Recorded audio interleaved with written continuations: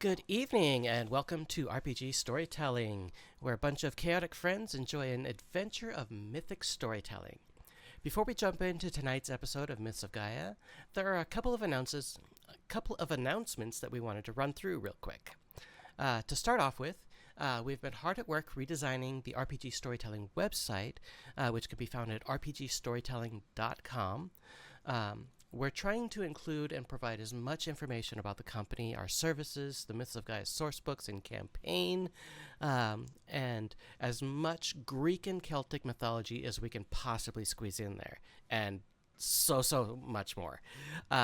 So we invite you to check it out as often as you need and as often as you desire, because we are trying to provide you with as many tools as you could possibly ever need to be able to run a Myths of Gaea campaign of your very own in the future.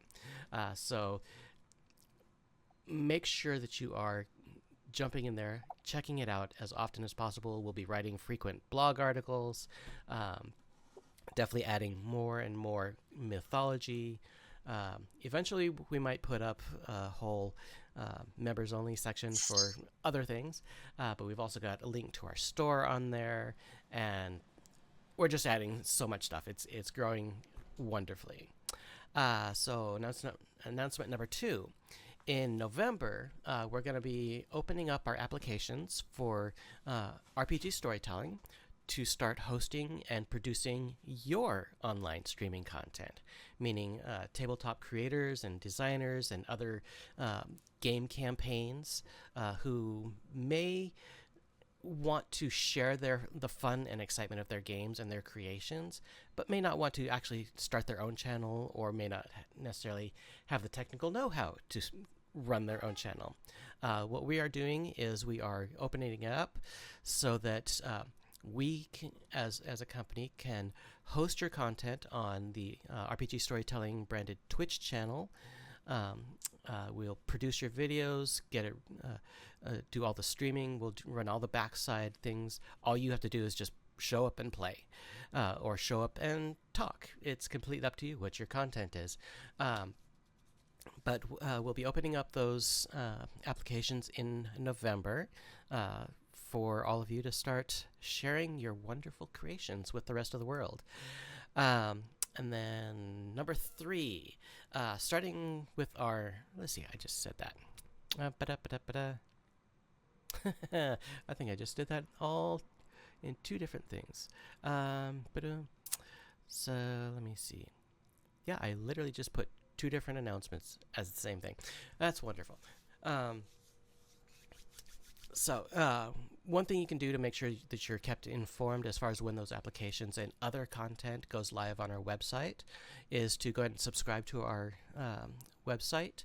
This basically just gives your approval for us to send you occasional emails or newsletters, just letting you know that we've got new content and other things that we're working on.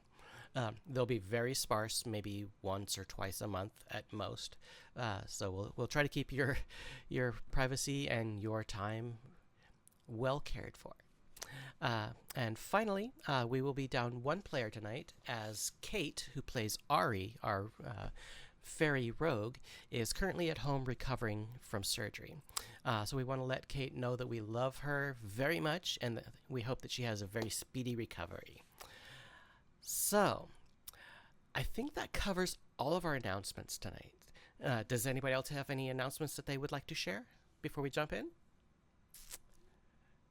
I'm good. I'll take that as a no. So let's go ahead and take a stroll back through the pages of history to the Myths of Gaea.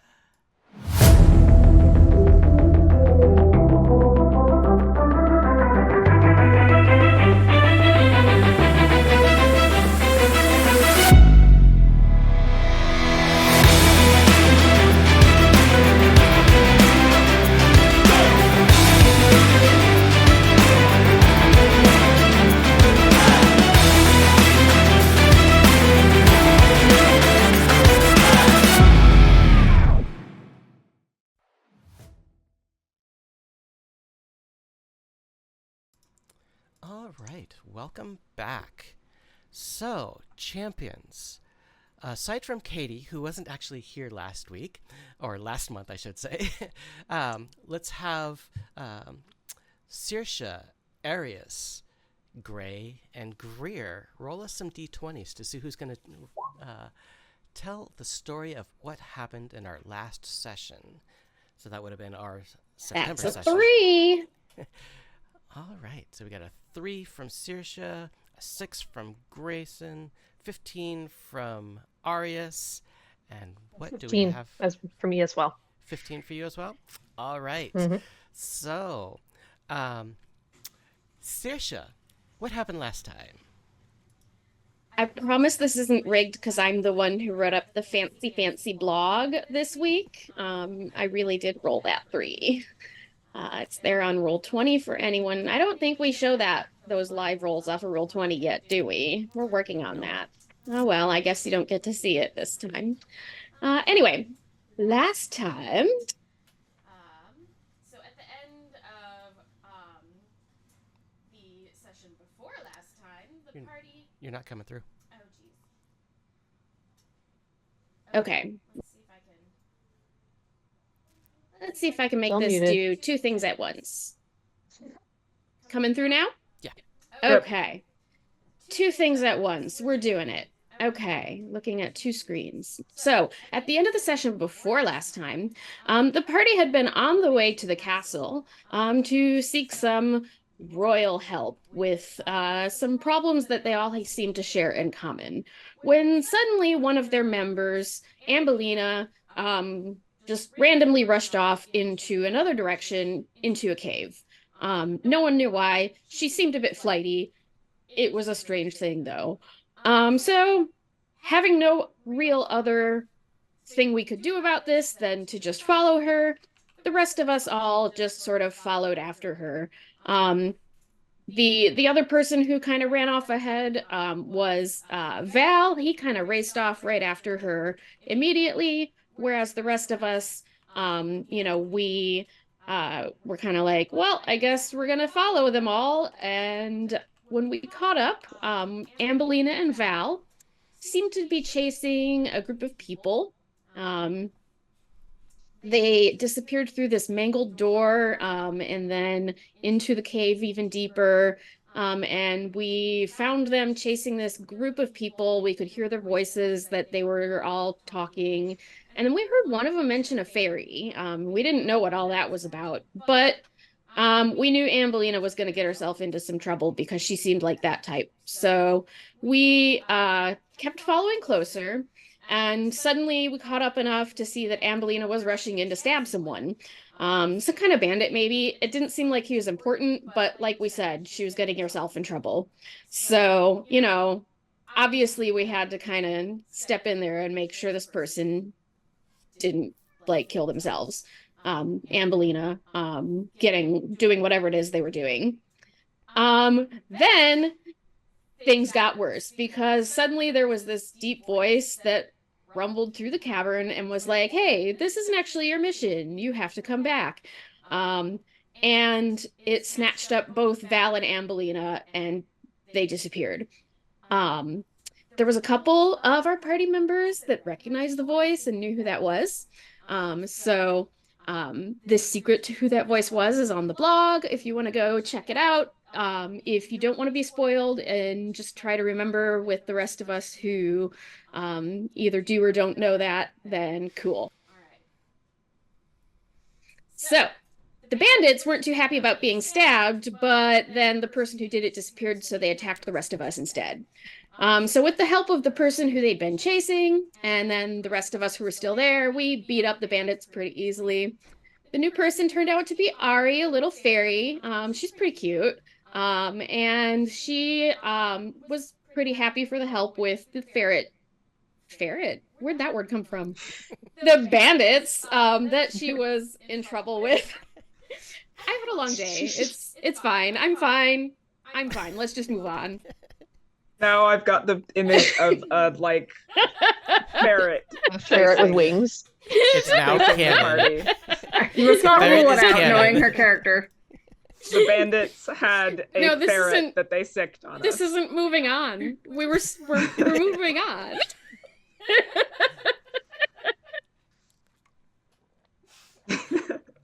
Anyway, one thing that the audience might have spotted, that of course the rest of us don't actually know, is that Ari did find something on one of the bandits. It was a little note written in thieves' cant. So again, audience members, if you want to go check on the blog for what that said, because us party members don't know. Only the players know. So I'm not going to just shout that out for the players that don't feel like going to read the blog and just want to not know that. Then Ari came and told the party that she saw someone who looked like Arius's race being taken further into the cave. And Arius was super stoked about that because he was hoping it was one of his friends. So we went deeper in the cave, and we found lots of large buildings, like old, like stone-looking buildings that were like crumbling apart. And there were remnants of engravings that told us like this whole place was really, really old. Nothing was readable, either because it was way too old or because we just couldn't read it, the language. But it was all really interesting. The thing that was the most interesting was this strange metallic device we found, that we all tried to investigate but couldn't figure out. And Ari found, this was one of the places where we found an inscription that was still readable, assuming someone knew the language, which none of us did. So it still wasn't readable to us anyway. A bit further on, we picked up the trail. Arius found a little bit of cloth that looked familiar.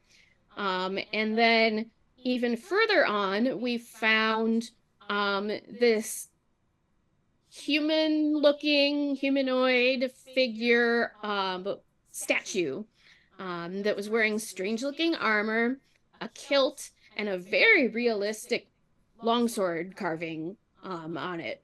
And it had an inscription on the sword in ancient Sylvan, which luckily I was able to read as Saoirse, even though it was the ancient form. And so the party, so that translated to Guardians of the Guardian, and we weren't quite sure if that meant like the sword or the dude or, what was going on with that. Ari got distracted by something shiny in the pond nearby, water source area. And of course she couldn't resist that, so she had to go check it out. She found a really shiny key with I think there was a gem in it. And then there was a whole bunch of swords in the water.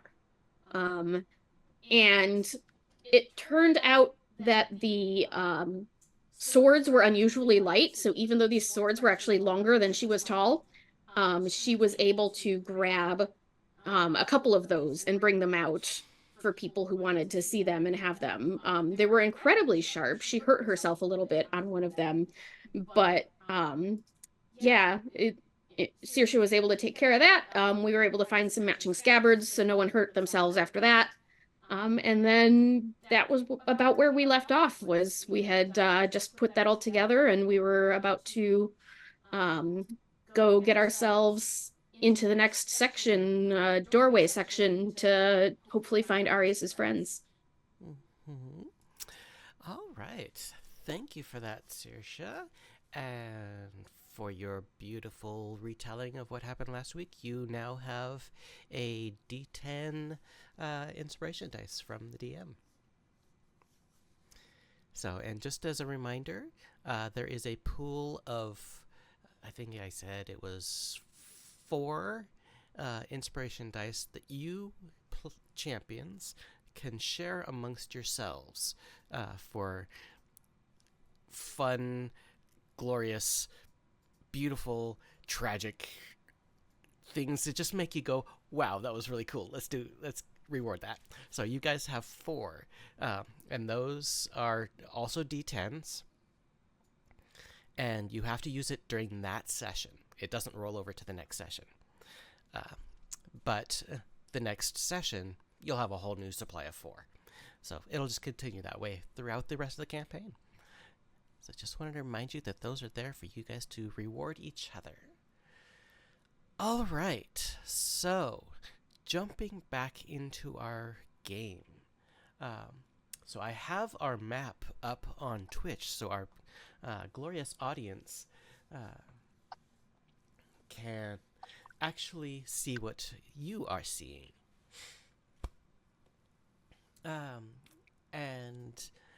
So on this map, you see that there's a pool of water down below you.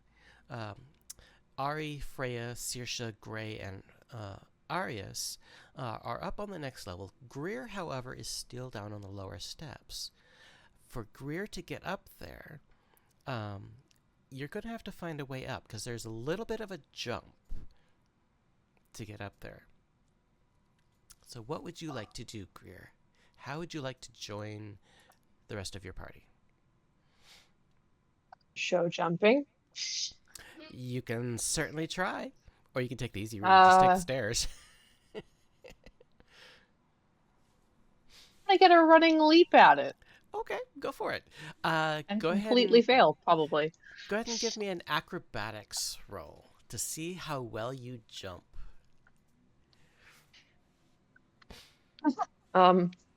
6. Okay. So, a 6 is not going to get you there.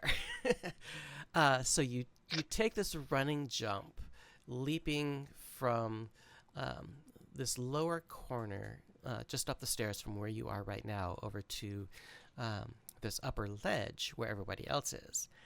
Unfortunately, you come up a little bit short. Go ahead and give me a dexterity saving throw. Oh, lordy. So 4 legs, 24. we're fine. Oh, 24. Very nice. So yeah, you manage to catch, you reach out your hands really quickly and grab onto the ledge. One more roll. This is going to be either straight strength or athletics to see if you can pull yourself up. Can I, as Freya, go up and try to help her pull herself up onto the ledge? I'm really heavy. I'm really strong. I got a whole horse. Let me just look into exactly. I am 1,160 pounds. Holy, wow, you're a big horse. Yeah. Maybe between the two of us. Maybe. Yeah, because it's human half and horse half. Think about it that way. Yeah. And I am also not small. Yes. I mean, you don't have to calculate the, legs for the horse That's head. the average that Uh-huh. D&D says a centaur should weigh. Exactly.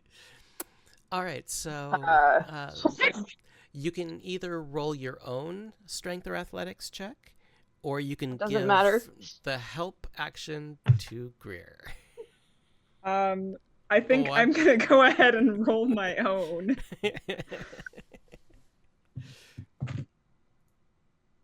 Where'd my character sheet go? Well, if you gave her help, then she could roll with advantage, so. What would you prefer, Cassie? Do you want me to I just rolled a roll 1. my own? I'm gonna tear my rotator cuffs. If Freya gives you help, then you can roll that again with advantage. Just don't break one of your horse legs. I mean, this would be my human rotator cuffs, but okay,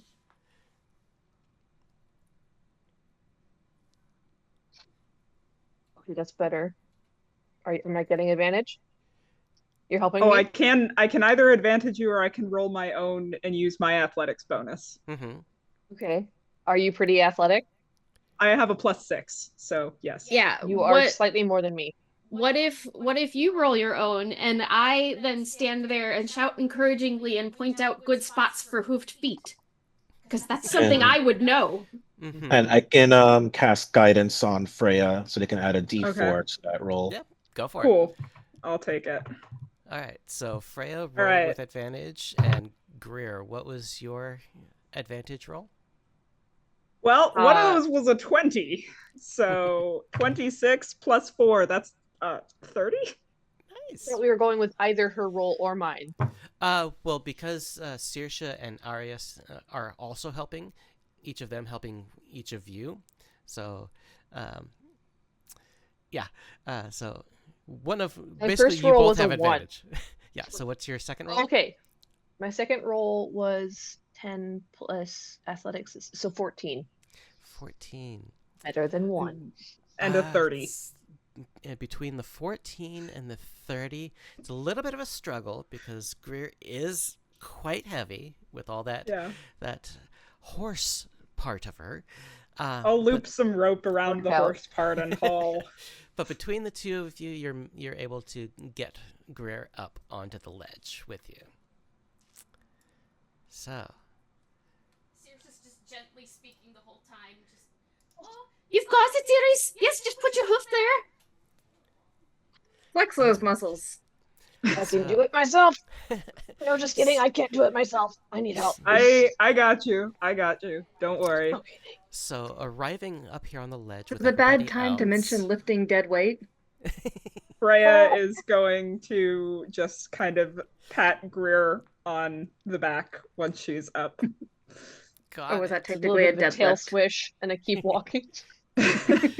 All right, so with all of you now up on this upper ledge, there's a statue that's right there next to you. As you look at it, I'm not even going to make you roll for investigation or anything, but as you look at it, this one looks very much like it was a carved statue, whereas the other one, the one that was carrying a sword, looked more like it might have at one point been living. That's not good. We got that feeling from the other one too, which is definitely creepy.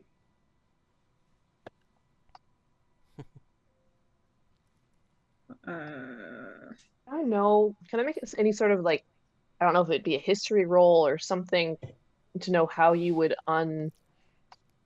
like stone shape or petrify somebody? This would actually be Arcana. Well, it's not because I, the player, know, but Greer didn't pay attention in lessons.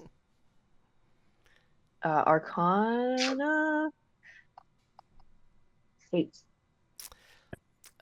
The details escape you, unfortunately. So, you might have to look it up in a book somewhere at some point. You never know. You've got a couple of options to you as far as directions.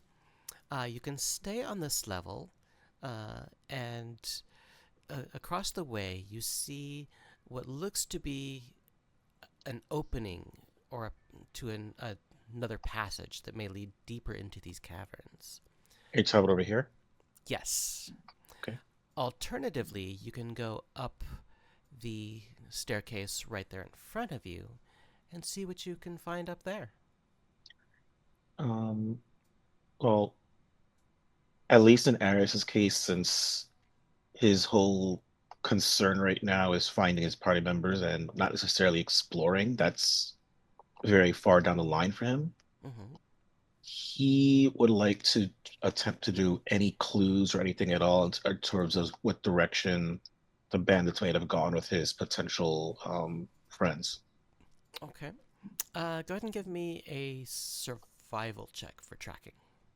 Okay, and I'm gonna guide myself, and because I have the overvestral seeing, I do have advantage on it. Yes.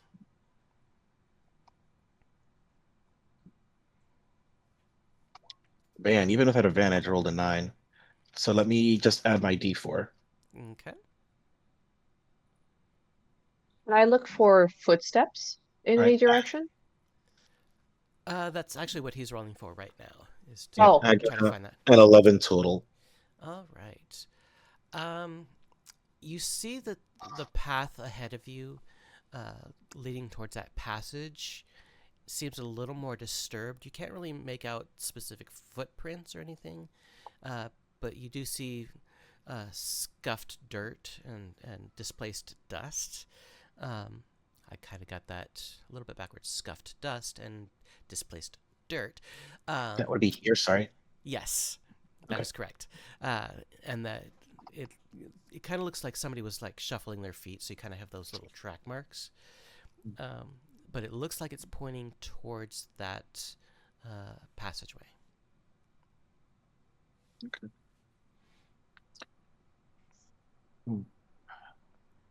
I'm not too sure, but I think if we head over there towards that cavern and he points over here, it perhaps might lead us to my friends, if they were the ones taken. All right. Good enough for me. By all means. Okay, so Arius will start heading over there. Mm-hmm. So as you head over towards the dark passageway,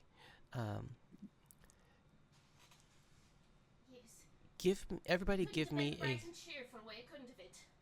Hit your button, Amy. It couldn't have been the bright and cheerful way, couldn't it? Is that coming through over there for you guys? It's not. It's coming to yours only. Yeah.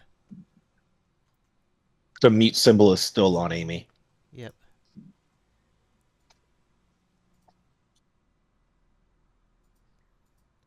Yeah, none of my push to talk buttons are working. There it So is. I will just physically click it every time. If I forget, just yell at me. Okay, so what I was trying to say is, Saoirse says, yes, it couldn't have been the nice, bright, cheerful way, could have it? It's not that simple. I have yet to see a cheerful way in here, but we can make it cheerful. Going to take quite the deal of effort. Do I want I to don't know know. what you mean by that? No. Here, Probably not. have some butterflies. Minor illusion, some butterflies around Sorta. Is that cheerful enough? It is a bit better, actually, yes. All right. So as you all head over towards this dark passage, everybody give me a perception check.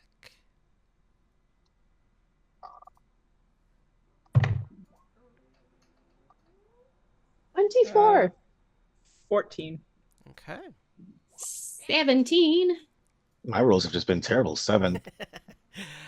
So Arius, you're concentrating on these footprints. You're just like focused on trying to find where this path leads. For Freya, you hear the dripping of water, like bouncing off cave walls everywhere. The occasional bat or small or other small cave critters, but not really sure what else. For Greer, Gray, and Saoirse, however, it's faint, but you can hear what sounds like voices coming from down this passageway. Stay quiet. Don't want I them hearing our approach. I'm not very good at the whole quiet thing. Maybe you go last then. Yes, my armor tends to be a bit jangly. Freya bounces Also up and go down a ahead. tiny bit and everything jingles. Now we have Go ahead. music. I'm sure they have entertainment up ahead. Can I be like 3 feet ahead of the party? Sure. Because I'm, despite the clip clop of said hooves, Mhm. I am actually quite silent. Don't you mean 4 feet ahead of the party? I'm sorry, the centaur jokes are never going to get old. Never. Do you say that part out loud? I am still a medium Yes. creature. I take up a 5 foot by 5 foot square, even though technically I think I might be longer than that. But So if you say 4 feet ahead out loud, then Saoirse busts out laughing like loudly before she can stop So- herself. Like just like one big I said 30. I never said 4. Ray said 4. I thought you said 3 feet ahead, which I thought was a really obscure, weird number to be ahead. But 30.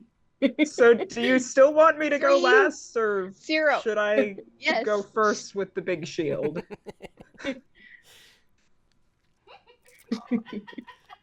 I'm very silent. I am trying to go forward to scout things out and see what I can see before y'all come by, and I recommend that you go last. I'll take up the behind area, shall I? Just flashing back Enjoy the to view. some of Evandriel's disastrous stealth checks. Yep. So if you Don't haven't worry, already, I'm gonna go walk ahead. forward anyway. If you haven't already, go ahead and roll a stealth check. Oh, you should be used to this from me. All of us. Yes. I'll roll one for Ari as well. Okay. Do I even need to roll at disadvantage? Because I just rolled a 1. Oh, Yes, you can see if it's double ones, right? Pretty I sure rolled that a is one, the Really had a whole lot of disadvantage. effect, but it should just be, you know. I rolled a 1 and a 2. Got it. oh. You know. All right. So, Paladin not stealthy. Can you roll for Ari? First? I can't roll on there. Oh wait, never mind. It Yeah, didn't show up. So Ari got an 18. Okay. Hold on, did I do that correctly? Yeah, I got a 7. No, honestly, sorry. Arius got a 6. Ari rolled a 1 and got a 7 total. Yes. Okay. And Greer, what did you get again? 19. 13? Okay. Amy, your mic is open. Oh, sorry. So, Gray, Greer, and Saoirse. And the three of you feel relatively stealthy. As you start creeping down the cave, feeling Comparatively. feeling rather relatively stealthy. Along comes behind you the jangling of plate metal. Freya, She forgot in to her... stop jumping up and down with the thing. I was going to say, in her effort to move quietly, she was paying so much attention to where she was putting her feet, she walked into a wall. So there's just this crash. Saoirse whispers back, "Are you doing a jig back there, little flower?" Not intentionally.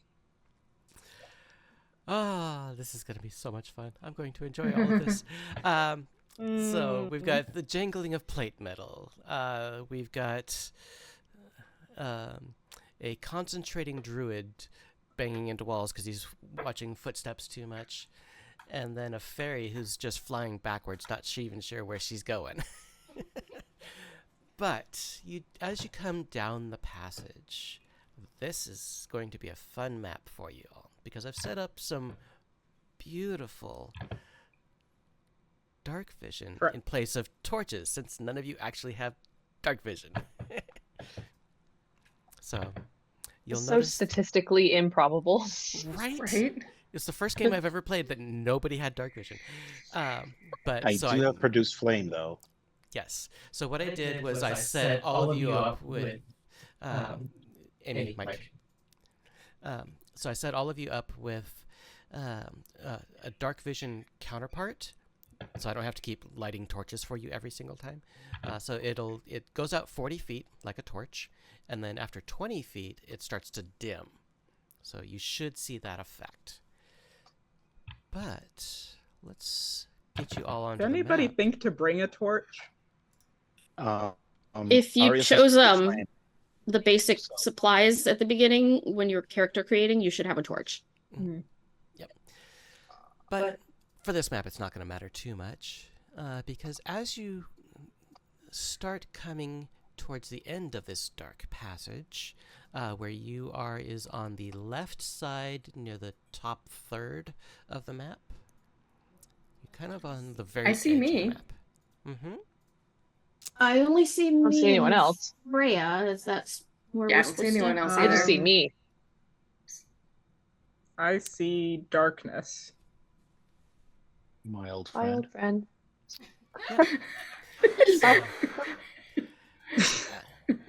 I will actually move you out of this little area so that you I can actually don't see anybody, not even myself. see. Oh wait, more. maybe I do now. You need to There find we yourself. go. Yeah, there it goes. Ooh, I see me. And now So- I don't see anyone else. Oh, So as oh you I see other exit people. this- Yep. So as you exit this passage, you I notice. still only see me and Freya. Okay, let me see. We're in the same I also spot. only see me. Yeah, I can see myself and Ari. I can Okay. see everybody. Let me edit Way to go. tokens. So I went from nothing to everybody. you should all have vision. Let me just turn this off then. So none of that. Save that. I like the little animated fire bowls, though. It's a very nice Oh, touch. cool. Nice. Okay, there's Arius. I'm just going to adjust this so that everybody has the same variety of vision. So we'll hopefully actually work. Variety is indeed the spice of life. Yes.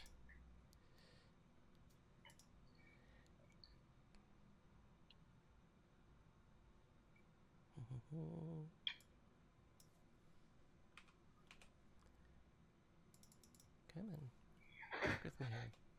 There we go. Turn off the dimming effect.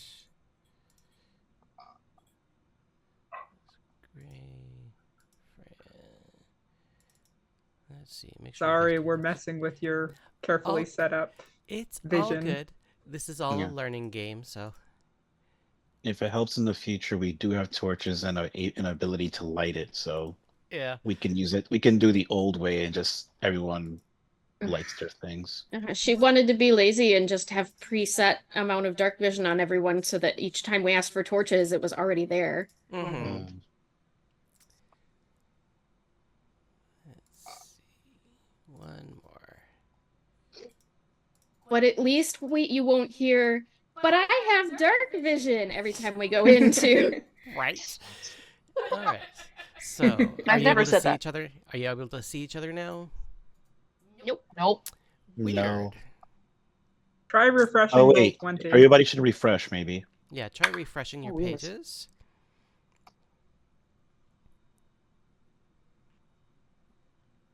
Hopefully that works.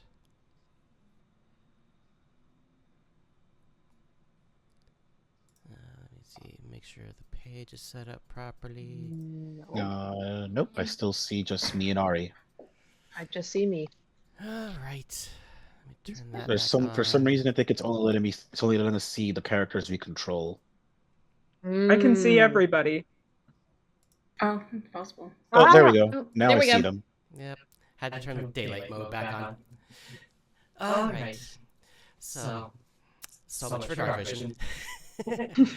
So as anyway, so as you come out of this dark passageway, you enter a large cavern, and the first thing you notice, aside from all the greenery and the water everywhere, is that there's a series of several braziers that are currently lit and burning, illuminating the cavern for you. The voices that you heard are now a little bit more pronounced. Still not quite sure what they're saying. It's a little too distant right now. But you hear voices from two different locations, both towards the south end of this map that you are currently on. The first group of voices that you hear sounds like there's maybe 3 or 4, maybe 5 different individuals talking to each other, male, female, just kind of talking back and forth to each other, Not, like I said, can't quite make out what they're saying yet because it's a little too distant. But they're laughing and chuckling and joking, and you're not quite sure what else. The second group of voices that you hear comes from nearly the same area, but not in the same group. You hear a deep, grumbly voice talking in common, and he says, "Volpe, how long is it gonna take to get that translated? I can't wait forever." "I'm going as fast as I can. This not as easy as it looks. There's a lot of text here." "We'll just get on with it. We don't have all day. The master wants this done now." "All right, I'll go as fast as I can, but it's not easy." And then it goes quiet. Question. Answer. When we came down here, what did y'all do with my horse? It's still outside the cave. Great.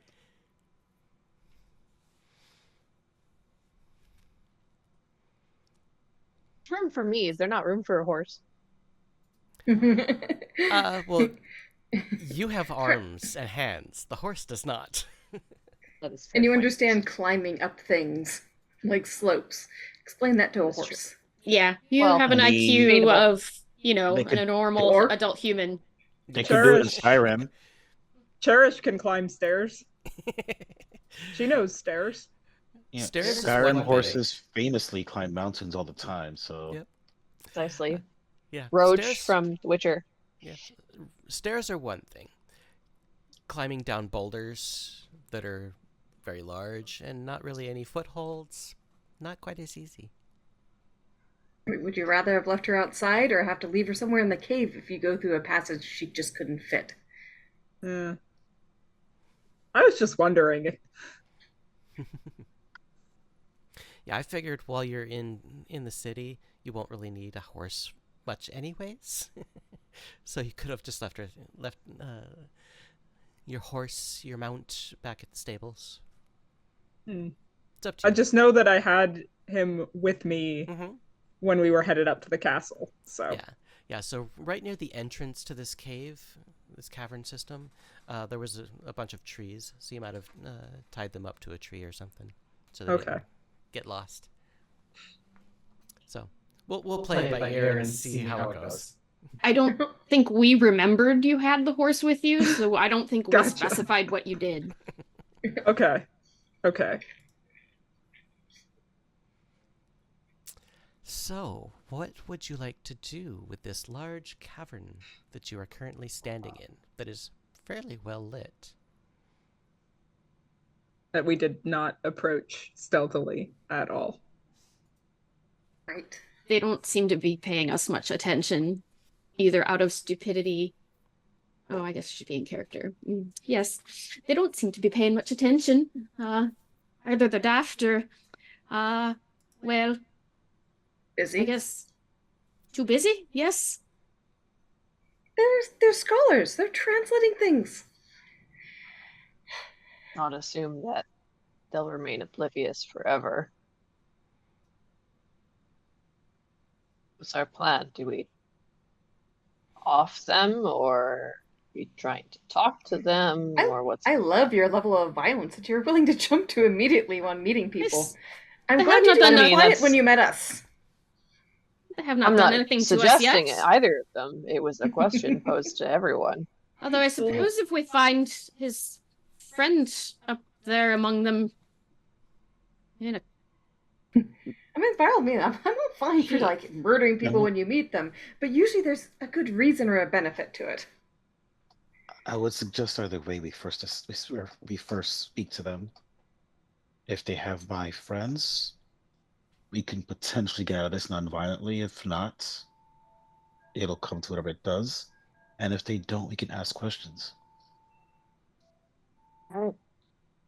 I would prefer not to march up and just murder people in cold blood, if at all possible.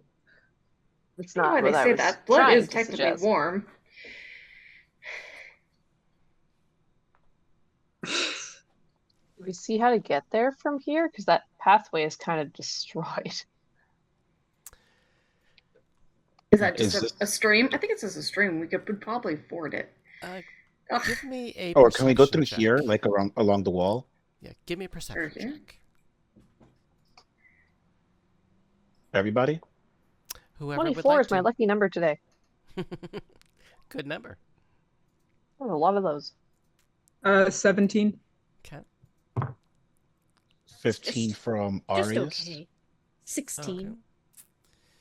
All right. So, as you're looking around, you see 2, maybe 3 ways around. You can go around the side of the body of water right over here, but you'll have to be very careful down in this area because it's very narrow, possibly very slippery. You'll have to go single file at best. So that's one way. A second way would be around the other side, on the opposite end of this little pond or pool of water. But Is there a second Freya hanging out over there? Because that's what it looks like. I don't think so. I only see one Freya. You see one of each of us? I over where you were just pointing, I have a second Freya on my screen. Oh, Uh, It's not on mine. Yeah, neither of mine. I'm not seeing it at all. All right, So- I'm gonna refresh because Yeah, go that's ahead and weird. refresh. I was like, I don't remember moving my token over there. So the second way is going around that other end. Once again, narrow areas might be a little slippery, mossy. But it's a possible way to get around. The third way is only a slight possibility. It's coming directly from one side of the water to the other by going through the water. But that will definitely announce your presence. All right, Ghost Freya is gone. We're good.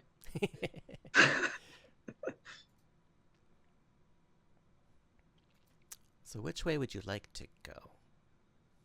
I vote the second way. Yeah, sounds fine. Mechanically, since Ari can fly, how narrow does it really matter to her specifically? Yeah, she'll be able to get through just about anywhere.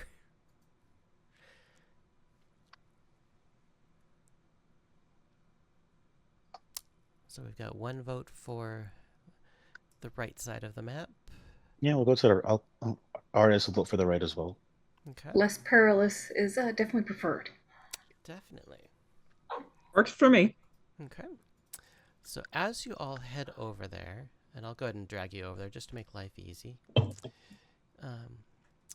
So as you all get over there, you notice that it's not necessarily treacherous, but a lot of greenery that might cause slippage of feet. Narrow pathway around the outside of the rock, or the inside of the rock, I should say, closest to the water. So it's kind of narrow there. So you'll have to be very careful. So as you guys are moving through that area, go ahead and give me a dexterity saving throw, just to make sure you can stay on the path. And Ari can skip this, correct? Yes, Ari will just float right over it. 10? Dirty 20. Okay. That was so Oh close. no. The dice was balancing between a 2 and an 18, and it landed Okay. on the 18. My rolls have been so bad. I got a natural 1. Time to use real dice. This is why I roll with real dice now. Yes. Indy Beyond hates me. I just like the digital dice because I like everybody seeing exactly what I rolled Okay. and not having to announce it. So, what is the marching order going through this area? I'll take the lead. Okay. The second. So we got the lead. I'll go third. Arius can go. Oh, you said third. I was gonna go. Arius can go second then. I already said second. Oh, then fourth. Okay. Let's see, fourth. And Greer, I'm guessing you're in the last. Oh no. And by this point, Ari's already across, making her way over. Making her way. So, we'll start with Freya. You rolled well enough to make it past. It's a little narrow in certain areas, but you've got good grip strength. You're able to hold onto the rock and make your way around. So I will set you over here. Next Is up, there any way that I could, like, string a rope with me? do you have a rope? I believe. Well, maybe not. Have to look. Does anybody have a rope? Hey, 50 I feet of rope. probably do. I do have, because I had an explorer's pack, which I believe has 50 feet of rope with it. Yeah, I have a rope as well. Yes. So Okay. we Should have all at least have one. 3 people with rope. So yeah, you're able to tie yourselves to one another just to make this passage a little bit easier. So Gray and Arius, roll your dexterity saving throw again.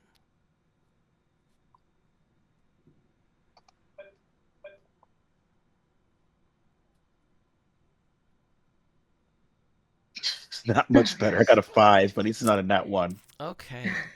So we'll keep going in order. Let's see. Greer, second in line.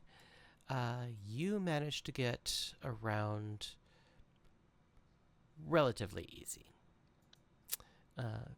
You hold on to the rock, making sure you don't slip. You place your hooves very carefully, but eventually you manage to get across. Saoirse, with your 19, it's almost like you're just dancing across this area. And just, you don't even have to hold on. You just hop, skip, and jump right over it. Just like your little satyr legs were designed to do this. Arius, as you start making your way around this rock here, for some reason your grip is Amy, Mike. For some reason your grip is just not quite strong enough, and you just happen to hit a wet, mossy patch, and your feet slip from underneath you, and you tumble into the pool. Damn. Fully submerged, nice big splash, but with Gray and Saoirse tied to you by rope, they're able to pull you back up. So you get a little wet. Wait. I'm volunteering me to pull. There's a moment of consideration where I look at the dagger on my belt and think about how heavy he is, and luckily he's not very heavy. Just a little bit. Most people don't notice it. Probably not. But There's a moment of consideration here. You also keep in mind that, like, my cute little fluffy butt was literally just dancing through this water in front of you when you fell. I was looking at the butt. I assure you. I was looking at the butt. Just to add a little salt to your wound and falling in the water. Saoirse's just like, Well, I'm glad I strung the rope. Yes, So, thank you so much. Oh dear. What happened? and with the aid of the rope, you're all able to make it across. And I will move you over to a safe area where you may choose to do other things. So let me get you all into this area. Like murder, apparently. Right, Greer? Like, I could be having a nice evening supper or something, sipping wine.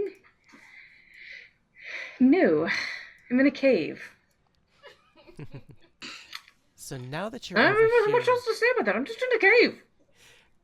now that you're all over here on this side of the pond, the voices of the first group are much clearer. You're able to actually make out what they were saying now. There's a lot of laughing and joking. You hear them making jokes about this another person that happens to be there with them. But you also hear what sounds like impact, the sound of Meowing. impact. Meowing. That's what we are all hearing. The vocal Everyone. stylings of Hershey.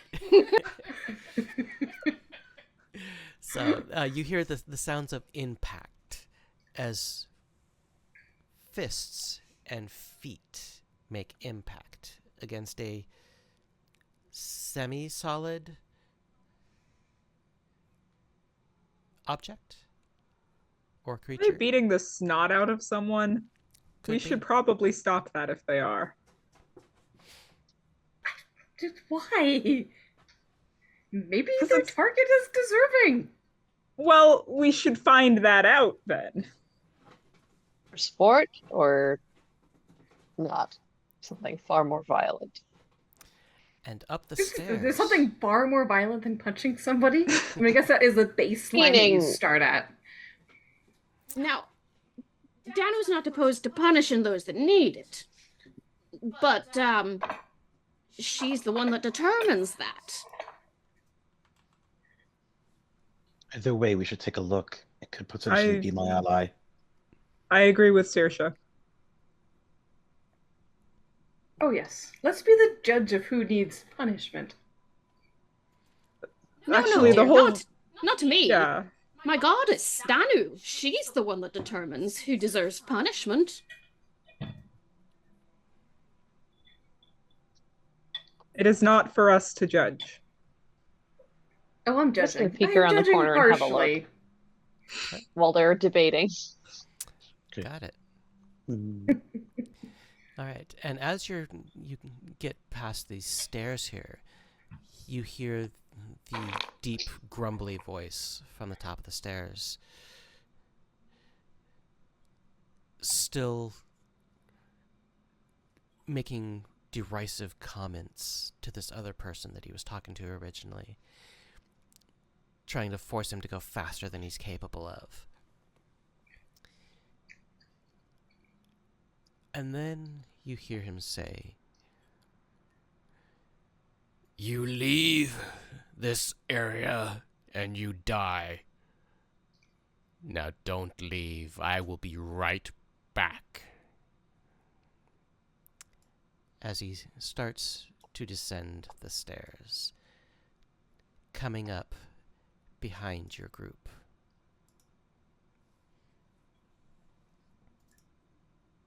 Do any of us hear that that guy's coming from that direction? Give me a perception check.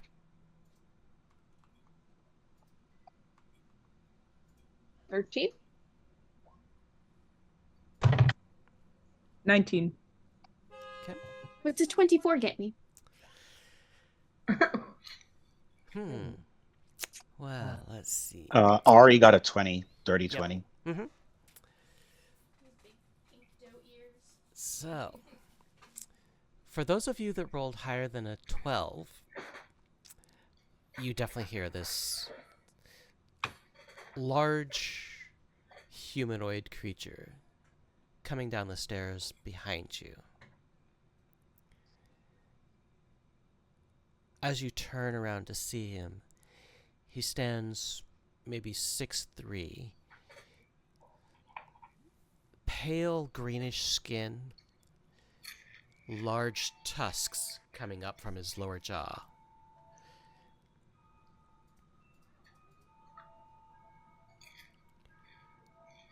And who are you supposed to be? Is he standing like trying to make himself look pretty tall too? Like Oh, of a yeah. commanding type presence. Okay, I'm 6'8". I'm gonna walk right up to it and like get in his face and just put an end to that right now. Give me an intimidation check. And then teeny tiny Saoirse, who is, 13. gosh, how tall did I make her? 5'4", is at the back line there as well. And she looks up and is gonna say, I'm gonna need my thwacking stick for you. Now who's the violent one? So, Greer, as you step up to him and try to intimidate him into submission, he looks up the few inches into your eyes Well, that sounds and romantic. just keeps staring. Stay back. I don't blink. Go ahead and step up as well. While you- they do that, No, we should let them have their moment. Let's just see how this plays out. As you continue this staring competition, he reaches down to his belt. Is this going to be Mary Kiss or Kill? I'm reaching down to mine. Grabs what looks like a piece of wood.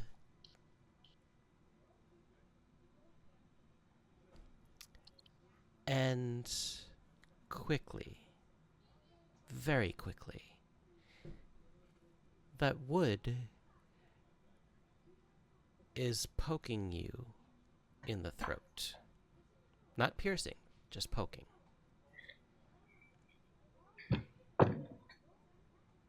Seeing that Arius is gonna speak up, like, no need to resort to violence. I'm just looking for my friend, a person who looks similar to me, like my people. Any chance you run into that?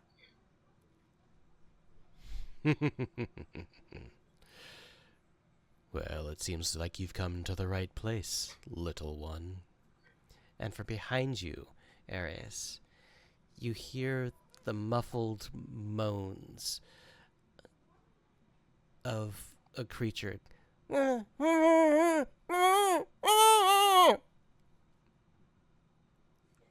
I will, I guess, rush in this direction upon hearing that. Mm-hmm.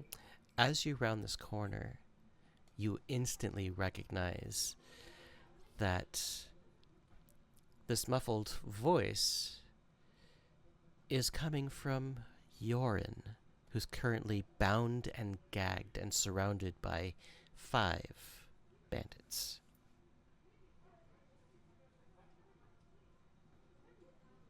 Is that the guy they were trying to get to read for them? Nope. Does this half orc still have a piece of wood at Greer's throat? Oh, yeah. Hasn't flinched. I don't think Greer's flinched either. Mm-hmm. I'm gonna draw my sword and try to parry or I guess it'd be more of a beat, the wood away. A wand? It is not a wand, Okay. but it's very sharp. And you feel something cold and wet dripping down your neck, Greer. Your own blood. But He's got a pointy stick. We have a lady with a sword.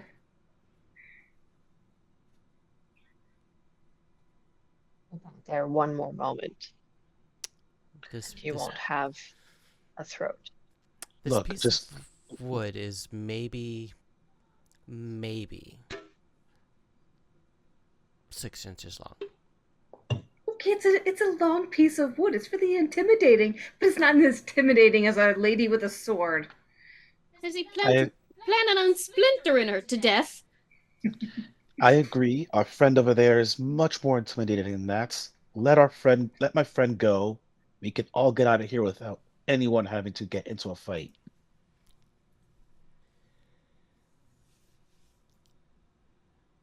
If you're hoping to avoid a fight, you've definitely come to the wrong place. Well, if you're not giving us a choice. You cannot move. I dare you.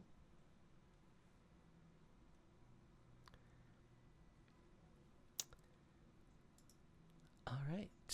Are we rolling some initiatives? I think you're rolling some initiatives.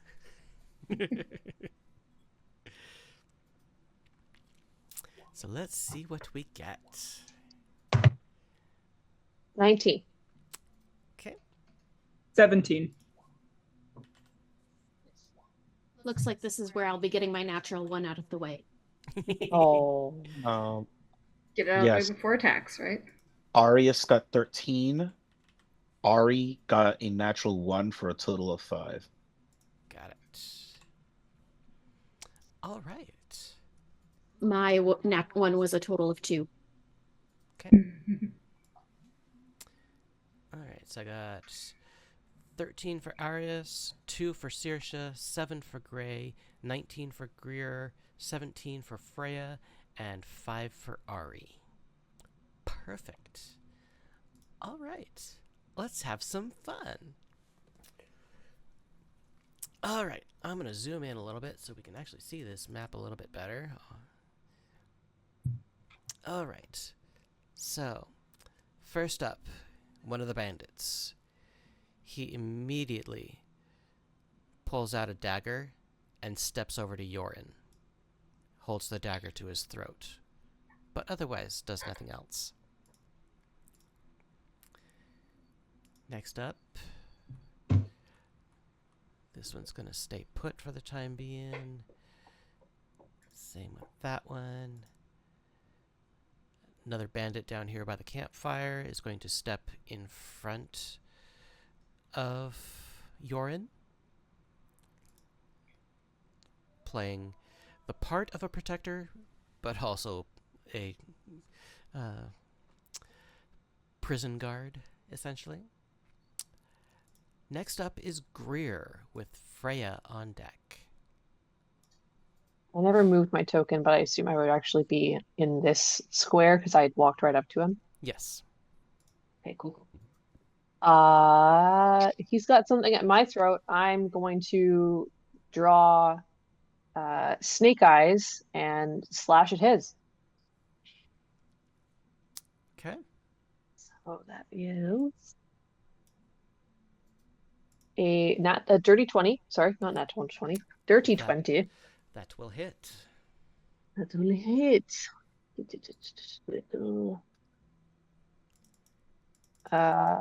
So that will be an 8 piercing. And then it also gets the D4 poison. 3 poison damage. Got it.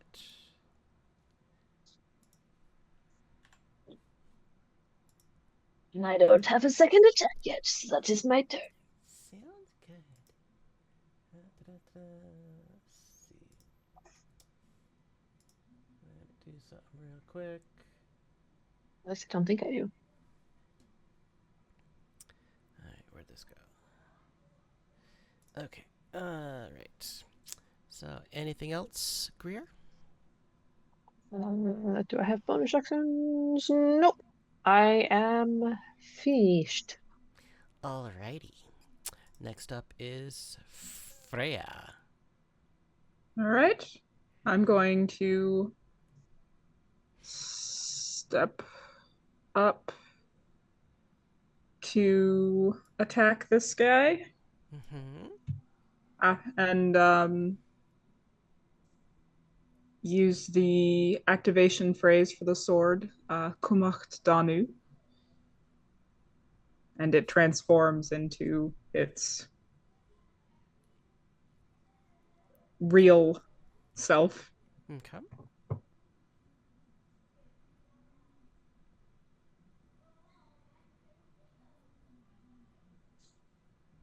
Her sword was more intimidating. I don't remember that. Sorry, 1 second. All good.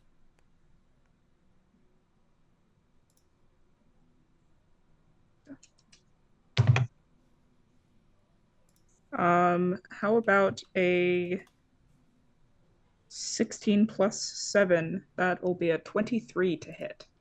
That will hit. So that will be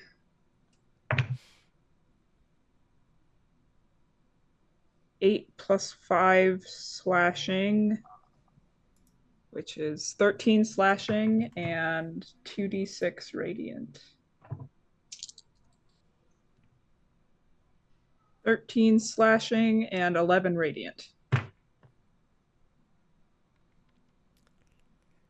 right, and 11 radiant. Got it. All right. So, let's see. All right. Anything else, Freya? Don't think so.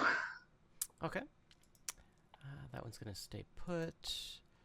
This one is going to... What's it going to do?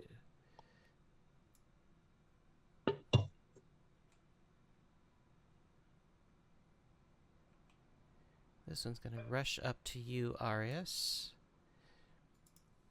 And is going to pull out a scimitar and take an attack against you.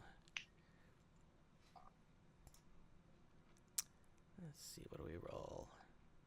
Slow roll. Come on.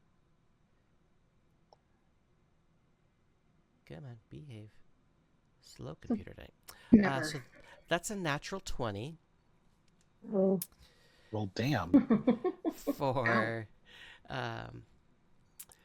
let's see, that's 5 points of slashing and 5 points of critical roll slashing. So a total of 10 points of slashing. Definitely hurt. All right. And you are now up, Arius. What are you going to do?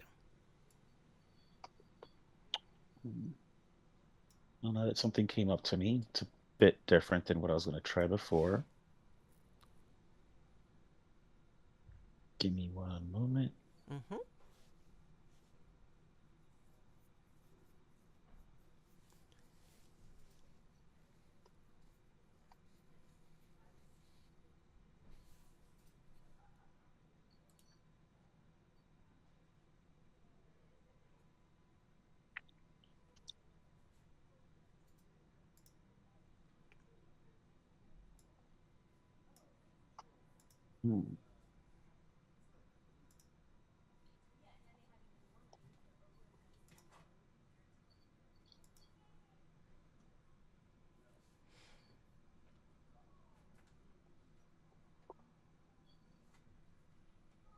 Okay, so I am going to disengage.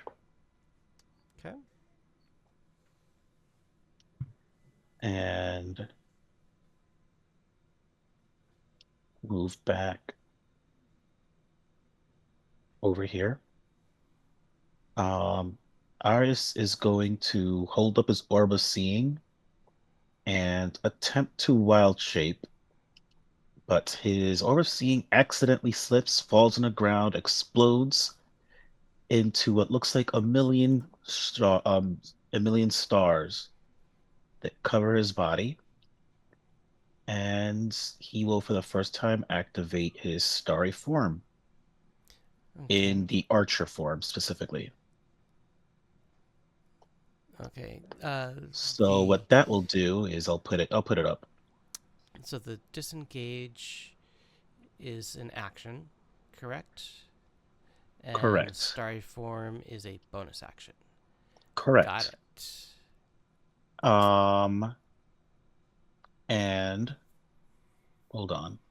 So then, as part of his starry form going into the archer, he can, with that same bonus action, send out a ranged attack within 60 feet, and I'm gonna do it at the thing that attacked me. Okay.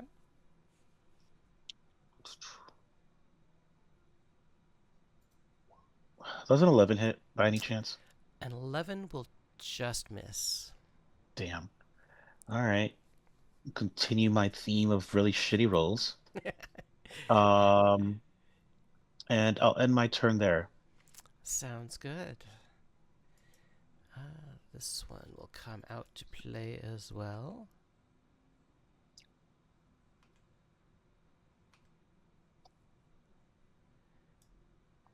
Let's see. So he'll get up there, and he'll pull out his crossbow and take a shot at you, Gray.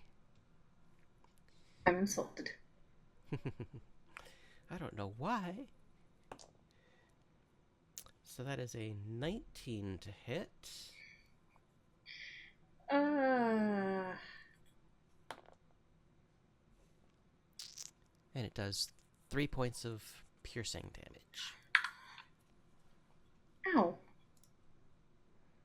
Tickle a little bit? Yes, when you're level 2, yes. Absolutely. Well, what would you like to do about it, Gray? I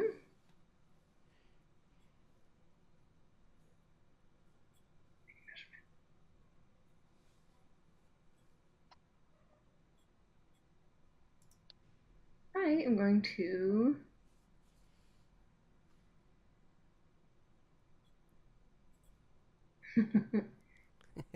sure, why not? I'm going to cast sleep right here. Oh, Let's see interesting. how many hit points they have. Okay. And what's the hit point that you have You available roll it. to go after them? 5d8 hit roll. 21. 21. Huh? Starts with Alright. the lowest hit points. 21. With their traditional bandits. So which of these two is going to be the primary for you? It's whoever has the lowest hit points. They have the same. Oh, That's jeez. why I'm asking which the one one that you want to shot at target. me. The one that shot at you? Okay, that's going to be the Yes. primary. So he is now asleep.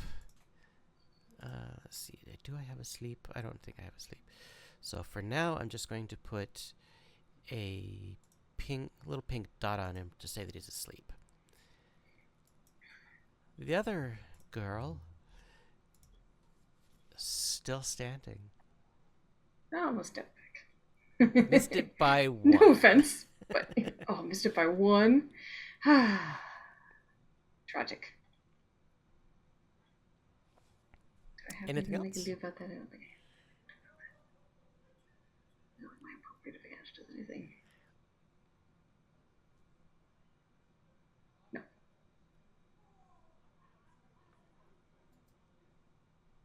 Oh, I remember that one. Okay. What you got?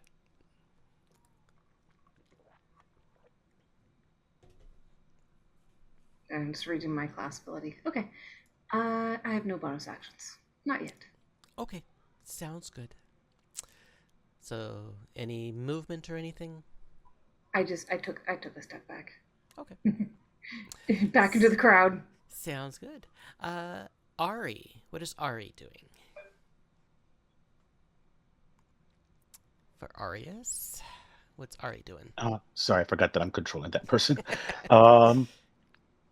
Okay.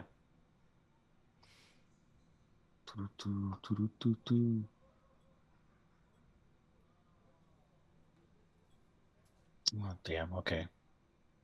So unfortunately, I can't do that part with her just yet. Seeing as one of them's asleep and one of them is not, Ari is going to just use her short bow and shoot the one that originally attacked Arius. Okay. Sounds good.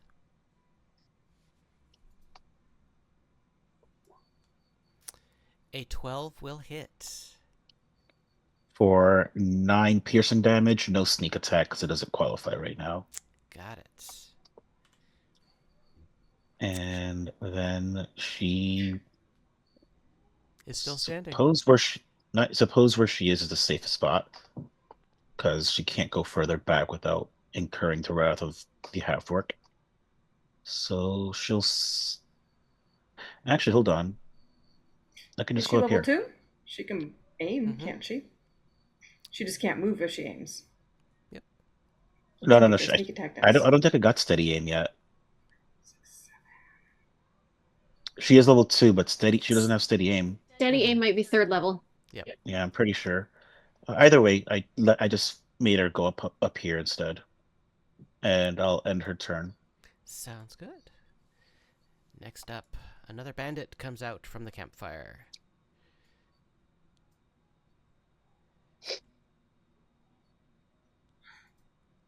Gets to about right there, pulls out his crossbow, and takes aim at Ari. What do we have? My computer's running a little slow tonight, so those digital dice are going slow. So that is a 15 to hit Ari. And her AC is exactly that. Ooh, so it does hit. All right. Let me open this up real quick. Give me half a second.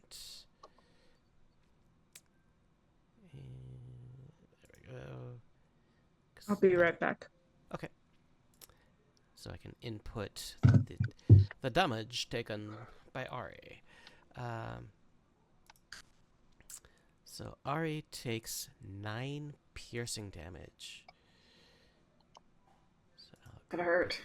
Yeah, I can't do that for her. You have to do it for me, please. yeah, that's what I'm doing right now. All right, so she's down at 8 hit points. You're asleep. All right. Next up is think you were. the orc. I'm pretty sure you were. You haven't moved in quite a while.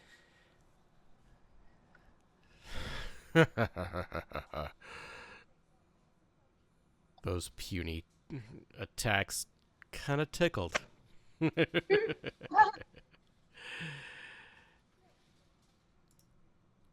And he is going to take the dagger that he's been holding in his hand, this piece of wood, and let's see. Let me just look at something really quickly. Okay.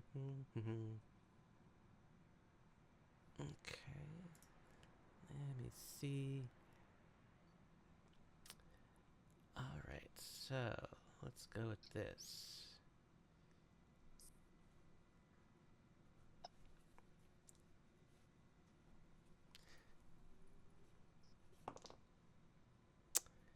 So, Greer, that is a 13 to hit. That does not hit.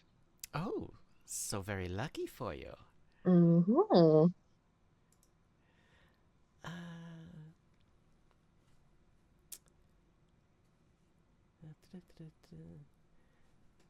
And then he's going to pull out his scimitar in his other hand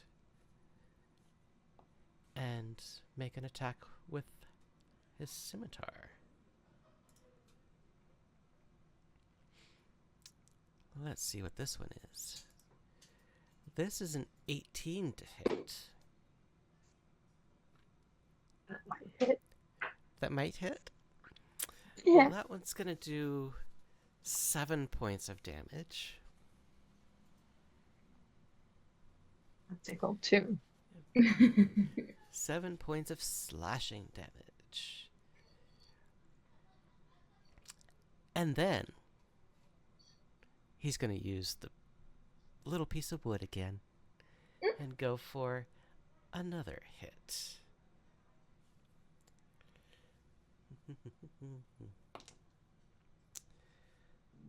But unfortunately, this strike also misses. So, 3 hits, or 3 strikes, 1 hit. How you feeling? Fine. Got it. I'll remember that. Oh no. Are you mocking her? Taunting her? You better believe I He's am. making me nervous and it's working. What's working? Why Who's are we not nervous? Why are Sarah's we making me nervous? nervous. Because she's threatening me, but not actually threatening me. The intimidation works both ways. Mhm. All right. Next up, that one's going to stay put. And then last on the list is Saoirse. What are you up to? Okay. So Saoirse, definitely saw Arius get hit pretty hard. Who else really took some? Ari. Ari got hit pretty hard. All right. Who looks worse out of the two of you?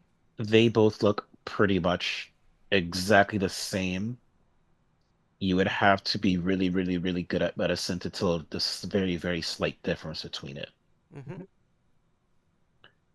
And that's You're just me saying I talking- hate giving numbers out with HP. I feel like that's too metagamey. But Yeah. they're both Right. looking pretty bad. Yeah, Arius Okay. looks just slightly worse.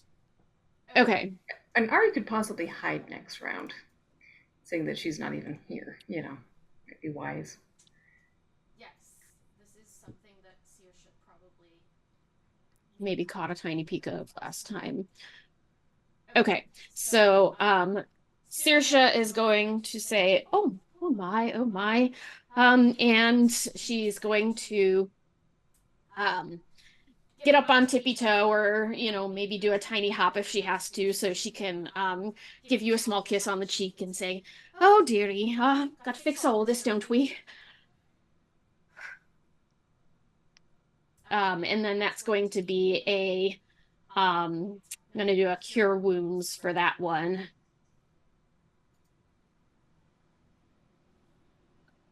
Or 8 healing. Ooh, thank you so much. And that almost gets them back to full. All right. And then for her bonus action, I guess she will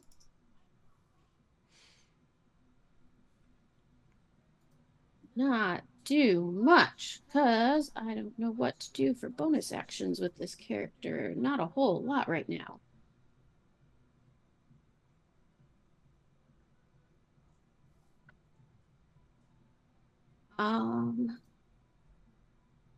Let's see. Shillelagh is a bonus action, so she will cast Shillelagh on her. I don't know why it automatically rolls damage, because she's not attacking yet this round. But basically it turns her staff, if she uses it to actually hit things with it, from a D6 to a D8. Next time she does use her staff, she will get to roll it as a D8, even using it one-handed. As So you well just- as using it with wisdom or with their spellcasting modifier if they want. Yes, I can use my spellcasting or my strength, whichever one I like. But in my case, it doesn't make much difference. Slight difference. My wisdom is slightly higher. The two of you who are right there hear her just kind of whisper fey-sounding words really quickly to her staff, and then kind of, brace herself for what might be coming next. Got it. All right. And then we are back to the top. Amy, Mike. Let's see. So this one is just still got a knife to Yoren's neck. Tip of the blade just barely piercing his skin. So you see a little bit of blood just kind of starting to trickle down a little bit. Stand put, stand put. I also stand put. Greer, what are you doing now? Now that you've had a scimitar attack and 2 dagger attacks? I will. See, can I do that? No, that has to be running attack. Okay, so I will just make another. I attacked once with snake eyes, like this way, and now I'm gonna attack with midnight the other way. Got it. Ooh, 23. Oh, a 23, you say? Yes. And then that's +4. Think Sorry? that will definitely hit. That would be, I rolled a 6, so that's 10 slashing, and then 4 necrotic. Got it.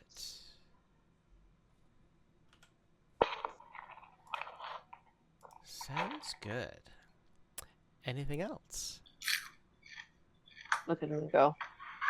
Was that one ticklish? I can try harder. Oh, you're Guess the definitely verdict trying. is out whether they're gonna kiss, marry, kill. And he steps a little bit closer to you. Obviously, can't do much since it's not his turn in the initiative order yet. But he steps a little bit closer to you. Darling, if this is how you flirt, count me out. And you feel his hot breath on your skin. The breath is rancid at best. You'd be surprised if he had ever seen a toothbrush. I know, this coach just like,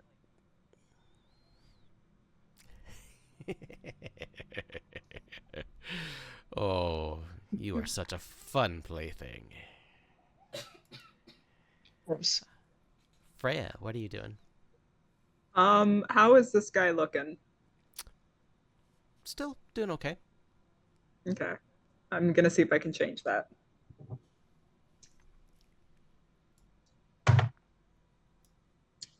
I think I'm gonna change that. Because that was a nat 20. And you know what that means for me? Lots of that fun means- damage. Divine Smite. Gonna use a spell slot because I do 2d6 radiant damage. Do you want me to roll double the number of dice or roll the dice and double it? Roll the dice and double it. Okay. I like to make crits just that much more fun. Right.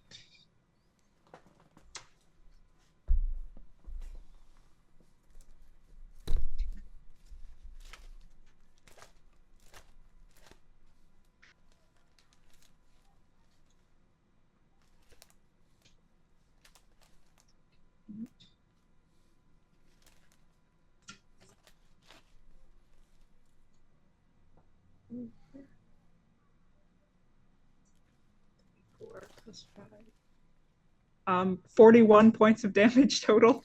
Okay, what type of damage is it? Oh, and that's not doubled. That's 41 not doubled? Well, Does it 66 deliberate that plus a poor man? d8 plus 5. Okay, so Wait, I did that. I messed up. Never mind. So the actual sword attack is what type No. of damage? The sword attack that's going to be 12 plus 5 slashing. Okay. So that's because six doubled plus 5 slashing.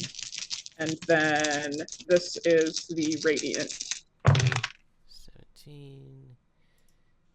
12.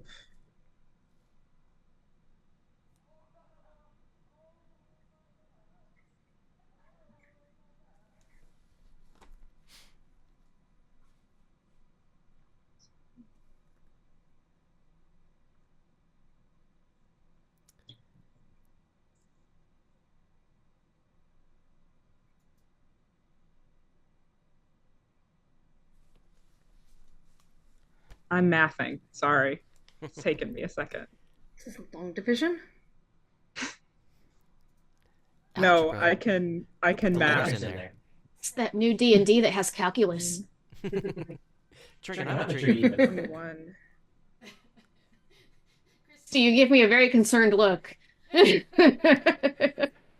Okay, so that's 21 radiant damage from the sword that the sword plus the smite doubled. So 42 points of radiant damage.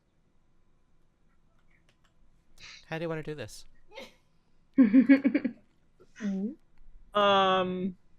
He's been really getting up in Greer's face and she's making faces, right? Oh, yeah. I'm gonna say something along the lines of step away from my new friend or I'll make you. And then You'll make him? make him. I love it. So, as you get up in his face and say this to him, he doesn't budge. He just keeps staring Greer down, pressing the tip of that wooden stick just slightly deeper into her neck. Not enough to actually do damage yet, just to produce that little trickle of blood. You're not having any of this. So, with a mighty blow with your sword, you raise your sword and bring it down straight onto his shoulder. Between the blow itself and the added divine power behind it, it sears its way through the skin, through bone and muscle, sinew and tendon, essentially carving his chest in half, front to back. That just happened to be the same side that he was holding this little piece of wood against Greer's neck. So as soon as your blade hits, his arm jerks out to the side towards you. But it's not powerful enough to actually hit you or do any damage. It's very uncontrolled jerking motion, straight out, and his hand goes limp, and you see this little stick fall to the floor at your feet. And then you and Greer both see the look on his face go from one of amusement to more of an oh shit, what just happened? I just smile back at him. His eyes Can go I blank kick? and he falls. Can I kick the stick away? If you so desire. Yeah, I'll go ahead and just kick the stick away. Okay. Sounds good. Do you look at it at all before you kick it? Or do you just kick it? We'll pick it up later.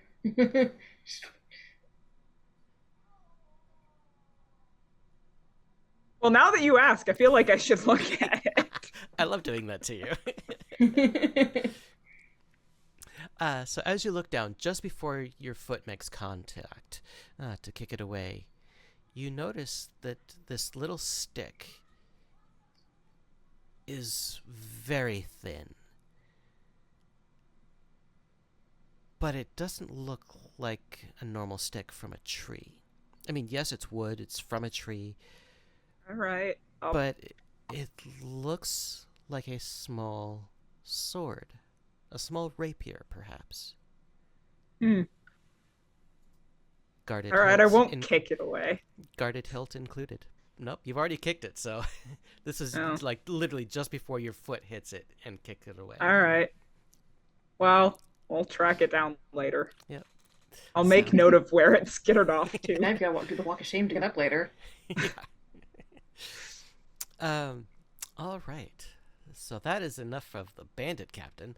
Let's see. Anything else for you, Bye-bye. Freya? You want more than that? It's up Yeah, to how you. are the Do other you have bandits more? feeling? You know what? No. That's. Can I free action role play a tiny bit here Absolutely. and look over to the other bandits and go, "How about you just put your weapons down?"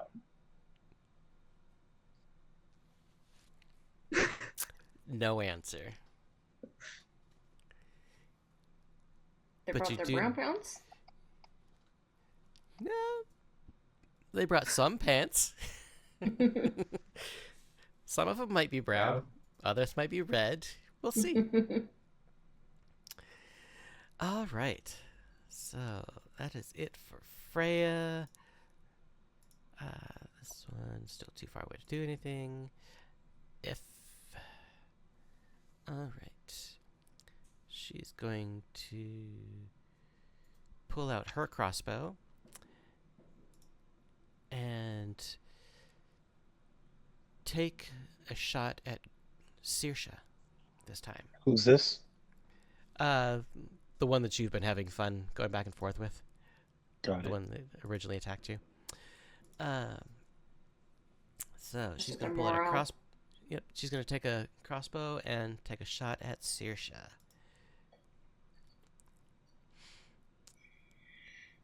Come on, give me something good. Saoirse does a 14 hit. No. No. Okay. No. All right. So that was his turn. Arius, what are you up to? Okay. So far, I know she's been hit, correct? Yes. And these two have been untouched? The one with the pink dot is currently asleep. That I know, yeah. But otherwise, those two have not lost any actual hit points. Okay. And sleep gives the unconscious condition. Mm-hmm. Maybe you would like to auto crit. I can only auto crit from melee. Well, you would have to run up there, yes. Yeah, definitely not doing that. Oh, but why? Because this Could be- character's not built for it. It could be fun for me. Okay. So yeah, I'm gonna take a bonus action. So now with that wild shape that I have, every bonus action I can shoot the same range attack. Mm-hmm. I'm gonna shoot it at her. Okay. Not at advantage.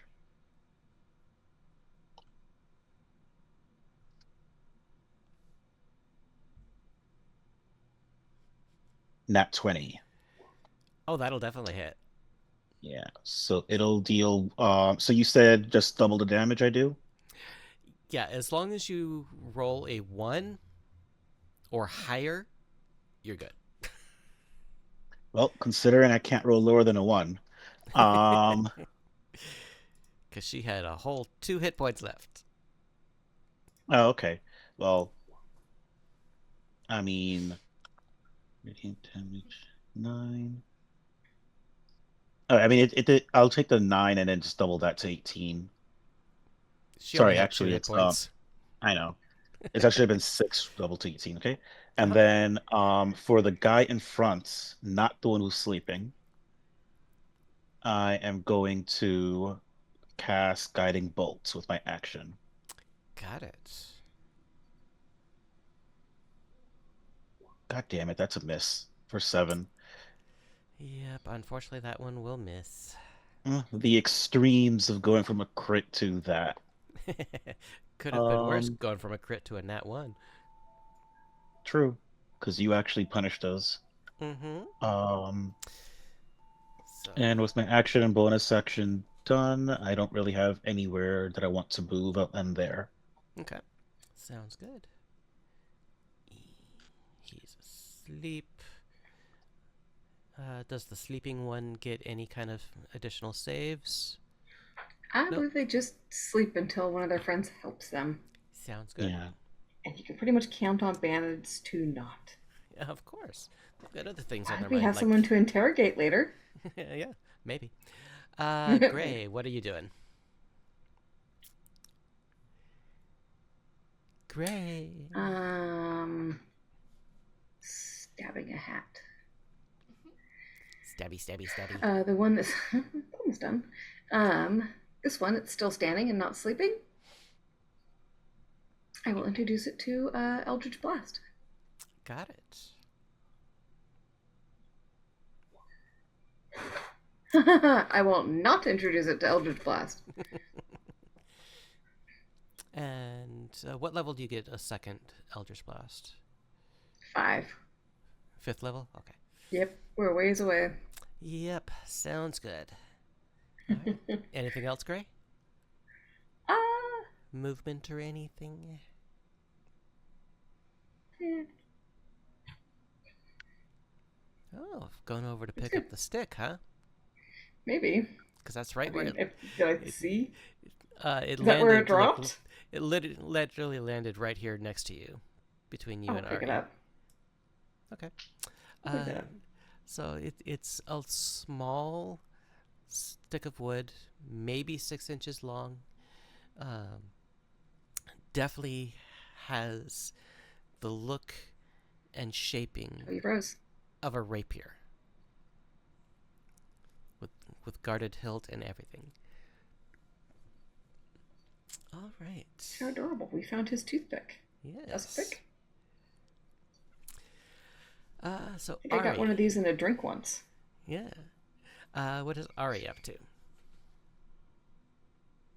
Ari, okay.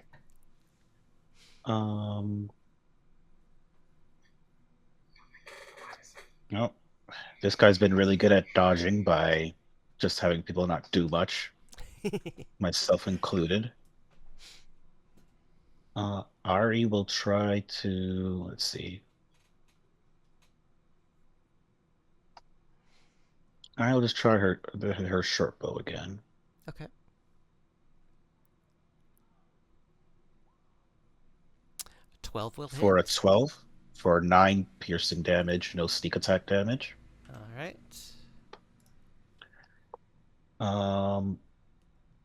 And then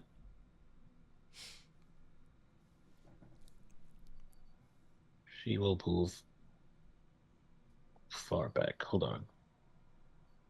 Shows over here before. Let me see.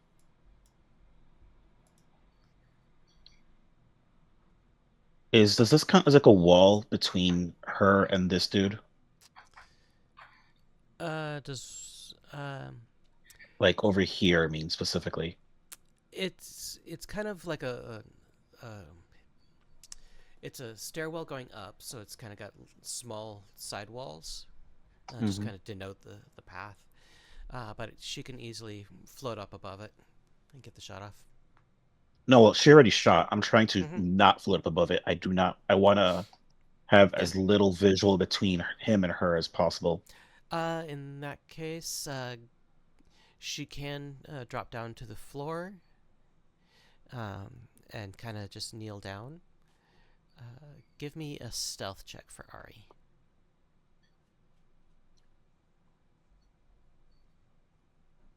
Oh, the wrong page. So, yeah, 16. She is nice and hidden. Okay. All right. Good, because I'd rather not get someone's character killed when they're not here. Exactly. All right. So, this one right here, the non-sleeping one, is going to take another shot at you, Saoirse. to see what it can do with its crossbow. And is going to miss. So he's not even gonna... He's just gonna... What the fuck? Ugh! Just get grumbly mad at himself for missing. As his arrow just... Or his crossbow bolt just soars right through the flames of that brazier next to y'all. And just keeps going and splashes in the water behind you. Dead. Staying put. Saoirse, what are you up to?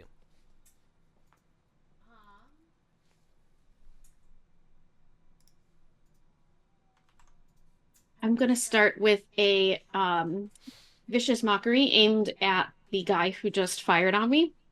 Okay. And Saoirse's going to say, "Oh dear, is that the best you've got?" We often have that trouble, don't we? Yes. Perhaps you should just put that down. Okay.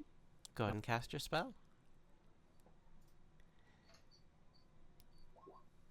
So, if it hits, it is 4 psychic damage. If it hits, it's 4 psychic damage. He has to succeed a DC 14 Wisdom saving throw or take that 4 damage. I'm sure wisdom is his strong point.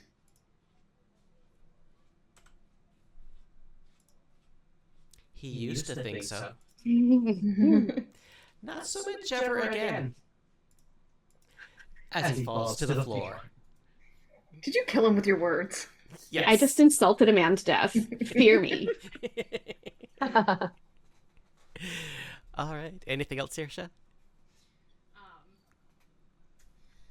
Saoirse looks around and the little fairy seems to have gotten away from her. And she is going to say, where's the little fairy? I thought she was hurt. Right. You in there? Give up. Or I'll say some of the same to you. I love it. Don't make me insult you as well. I just keep thinking, Monty Python. I shall insult you. I shall insult you a second time. Your mother was a hamster and your father smelled of elderberries. All right. I'm not saying my inspiration is new. I'm just saying it's classic, all right? Nothing wrong with that. All right. Staying put, staying put, staying put, staying put. Greer. Hey. You just watched this orc get obliterated. He's currently sunk down to his knees. And he might. And he's just sitting there. His head is tilted back, almost as if he's looking up at you, waiting for you to finish him off. He's dead, but still kneeling there looking at you. I was gonna say, he's very dead. He's extra crispy. And to your perspective, Freya probably looks like a little girl. See, I know there's more people to get still, but she cannot resist just decapitating him fully. Got it. So, I'm guessing you use Snake Eyes and Midnight? Yeah, just like a whoosh. Scissor. Yep. So with a quick scissoring action with your 2 short swords. It's always about the scissoring. I see that look on your face. My wife suddenly started talking about scissoring, okay?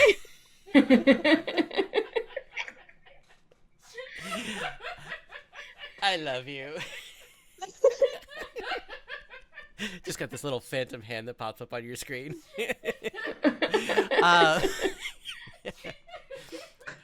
So for those of you in chat, the reason why you might Oh hear some echoes God. every now and then is because she's sitting like It's right there next to me. it's obviously getting late and I'm obviously very tired because uh my filter is wearing down. I managed to stop what popped into my head before it came out my mouth, but Aww. Darn, we'll have to try harder. Darn it.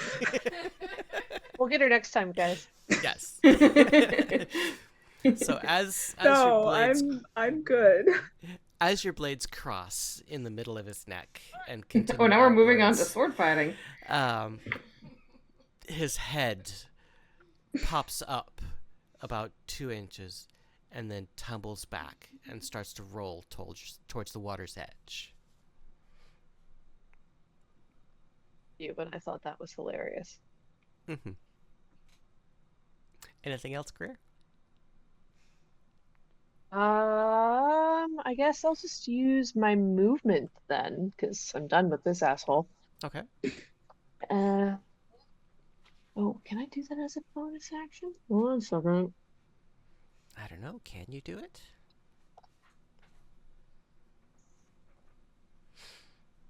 No, that doesn't count unless I already used my melee attack. So I'm actually going to stay where I am so I can save said thing for next turn, should it be useful. So I'm going to stay where I am.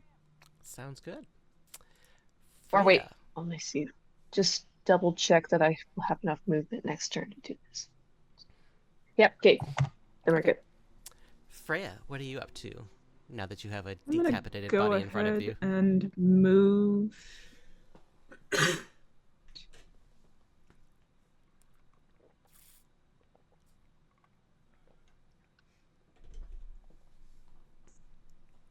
Down to here to get a line of sight to those guys. And huck a javelin at the one that's got his knife to Arius's friend's throat. Okay. Got it.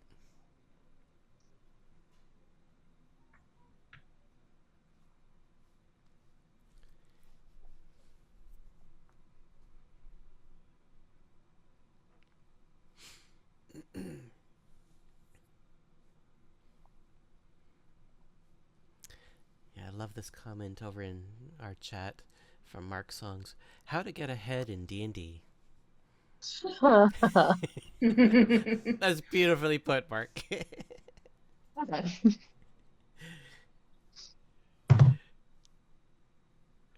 That'll be a 15 to hit. I think that might hit, yeah. What's the damage? 7 piercing. 7. Ooh, he felt that one. Still standing, but he felt it. And he's now got a javelin sticking out of his abdomen. And next turn, I'm coming for him with the sword that is currently dripping with his leader's blood. Sounds good. All right. So that's Freya. Staying put. Dead. Arius, what are you up to? No, you didn't play that as the way I thought you would at all. With the guy who just got a javelin, I mean, specifically. Uh-huh.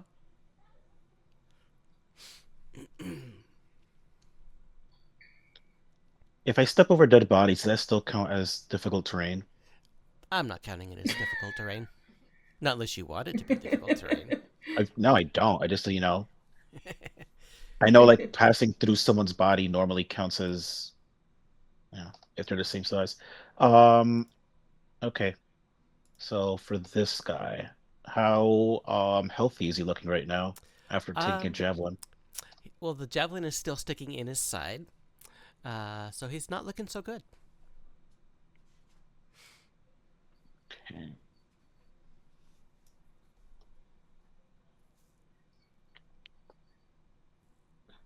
Two swings within 30 feet.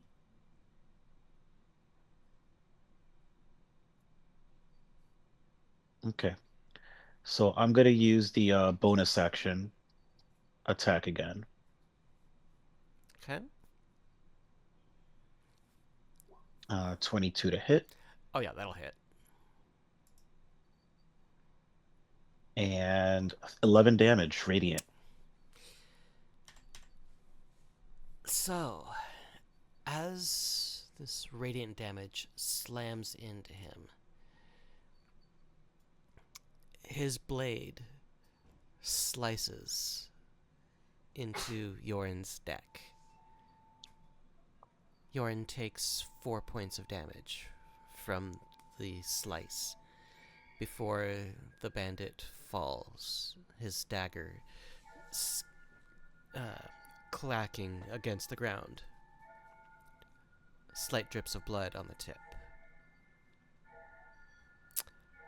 Anything else? Yeah, hold on.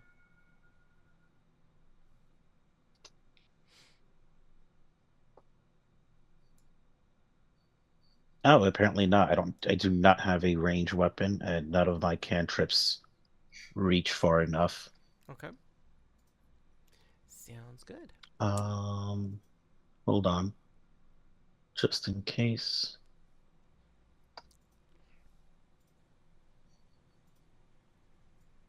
Yeah, I'll end it there. Alrighty.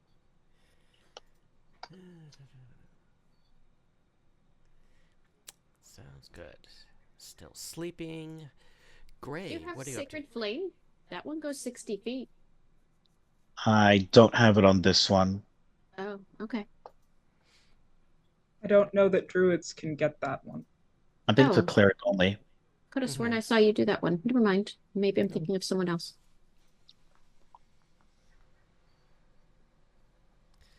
Gray, what are you up to?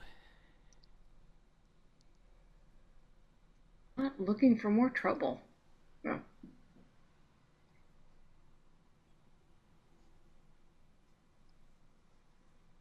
If I move just down here, can I see these two? Yes. Oop, forgot to mark this one. Are you gonna instead. poke out from behind me to Eldritch Blast them? Yes. And I'll continue to cower behind you. Way better than being in front of you. Oh, there's only one left. I don't mind. Yep, just the one. Okay. I feel so I don't pitiful. mind at Everyone all. their mighty smites and actually 21 to hit. Would you believe that one misses? I wouldn't, but would you? I mean, you are the mighty goddess of all, so I guess I would have to believe. 1 force damage because I don't have the evocation yet. Got it. Gray is really carrying the steam. All right. Anything else, Gray? Stepping back around the corner because that was mildly embarrassing. Okay. All right. What is At least you Ari- hit. Yeah, I mean, at least I exactly. hit, right? Every point helps. What is Ari up to? Right. It's not used to having to control that character, sorry.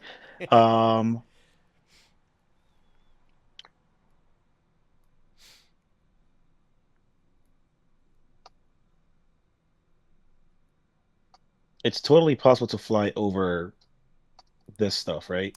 Absolutely. Cool. If she were to fly over here, oh, it doesn't let me go over. Yeah, I'm about to get rid of that wall.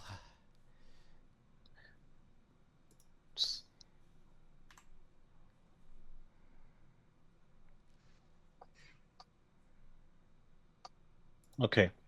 If she go over here because she was hiding, is she still considered hidden? Or can he already see? When she Or pops better up yet, with- does Yoren count as an ally for the purposes of this? Not yet. For the All rest right. of the party, for you, yes, but not for Ari. But as soon as Ari pops up over the railing or the wall of the stairwell and comes down, she becomes visible to this bandit. All right. Well, then either way, short bow attack. Okay. 25 for 5 piercing. Whew. That definitely tickled.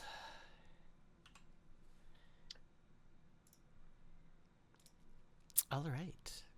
He's not looking good. Still standing, but not looking good. Okay, so that was 15 feet one way. I will move 15 feet back. Okay. Got it. All right. Who's up next? Bandit G is dead. Dead. Staying put. Saoirse.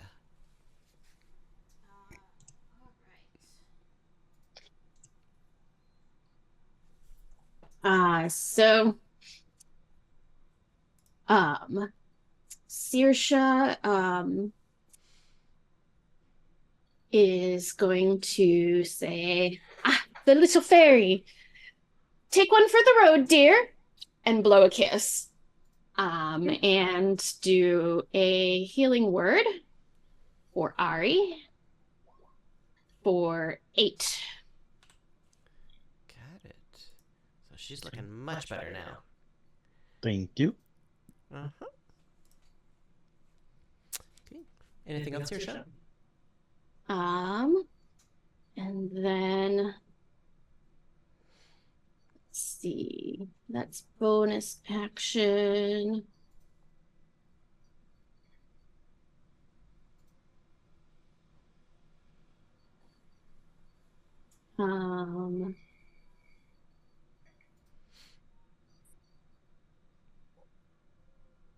So she's going to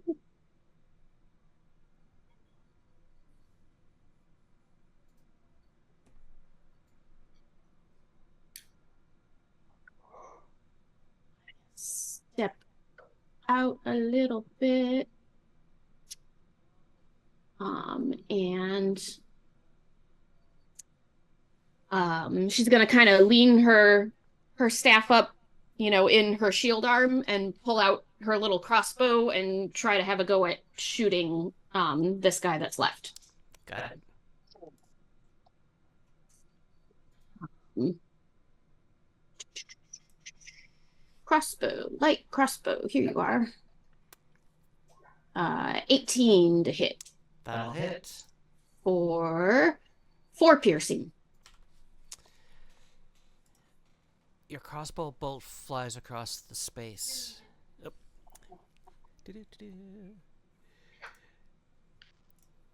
Your crossbow flies across the space between you and this bandit. It impacts him just in the side of his neck. You can definitely see a lot of blood starting to pour out of the wound, but he's still standing. Anything else? I mean, I hit him full in the face with magic, and he didn't go down. That'll be it for Saoirse. Got it. All right. So, this bandit that you just shot is going to pull Yorin in front of him and pull out his dagger and place it across Yorin's neck, across his throat. Blade starting to dig into the flesh.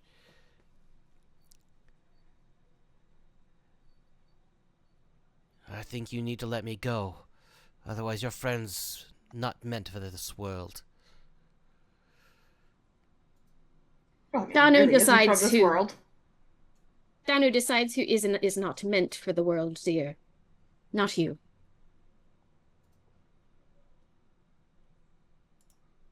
If that's the way you want it.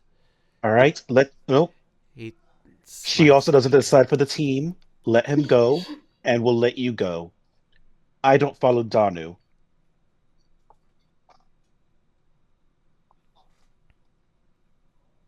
What about the rest of you? You gonna let me go too?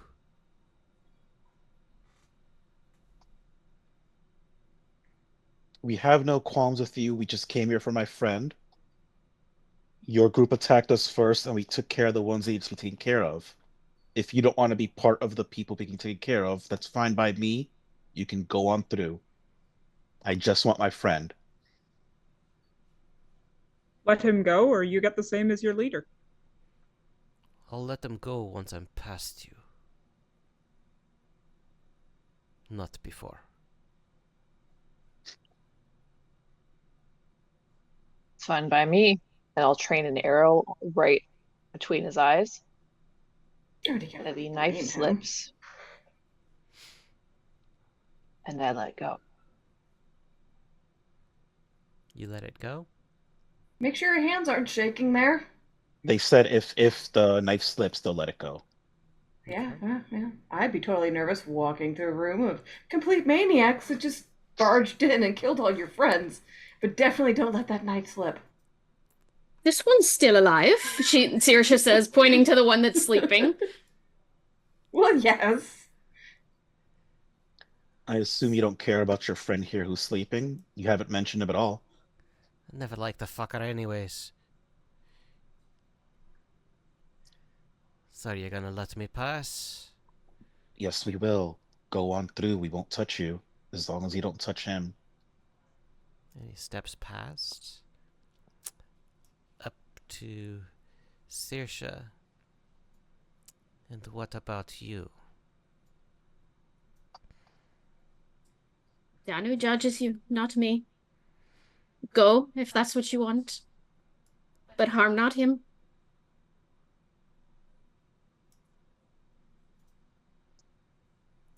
And he steps up to Greer.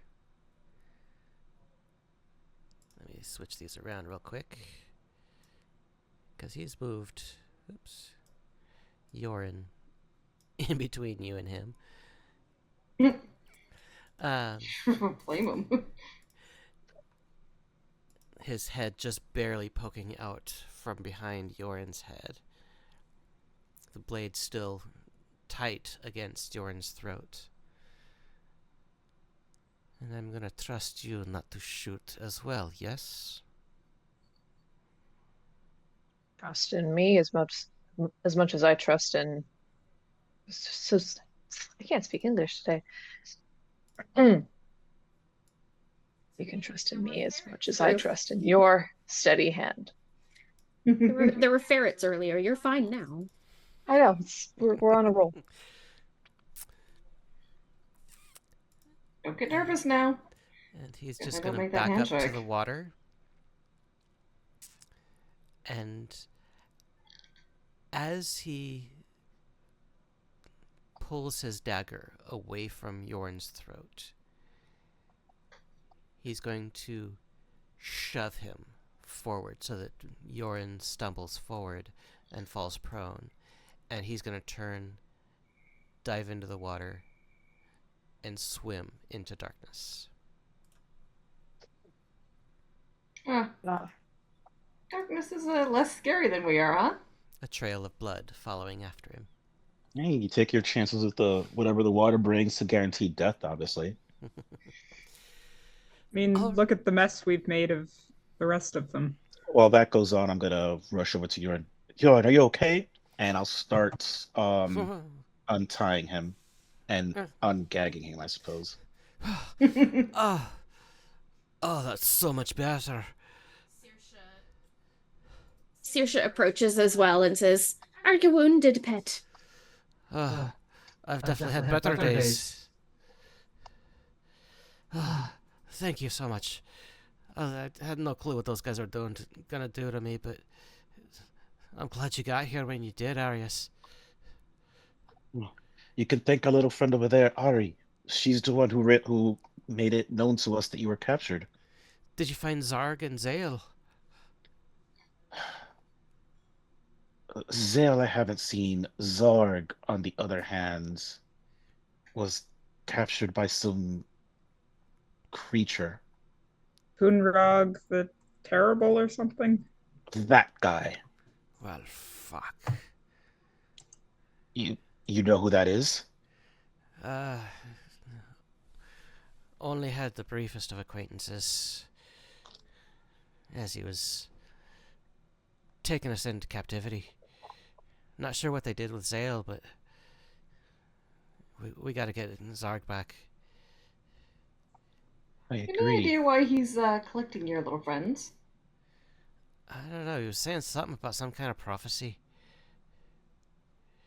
Didn't quite catch all he was saying, but didn't want to stick around long enough to find out. Captured by some kind of minotaur and then captured by bandits. You've had quite the day. Or week, I suppose.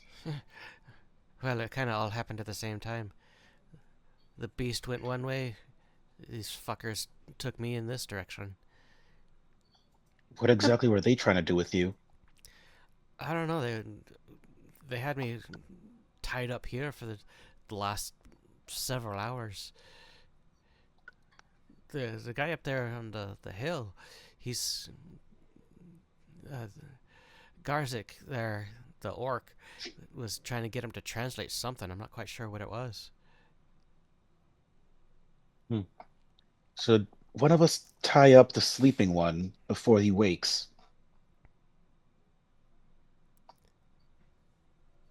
You have a little chit chat with him.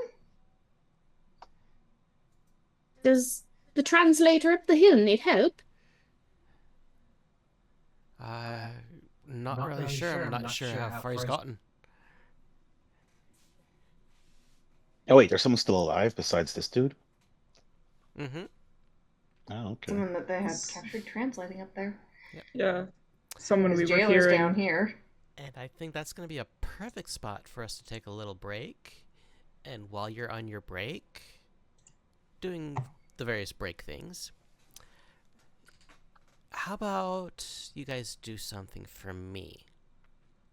Level up to level 3. Sweet. Yay! Alright. I'm not touching Ari's character sheet, so. Yeah, I'll have Kate do that for you. Although honestly, Rogue, you don't have to make any choices. You just do it. Exactly. All right. So, for Mark and anyone else that's still in chat with us, we're going to take a short little 15-minute bio break while our champions take care of things and level up their characters to level 3 in today's campaign, and then we'll find out what this translator knows. So we will see you all here in just about 15 minutes. So we'll see you soon. So stick around.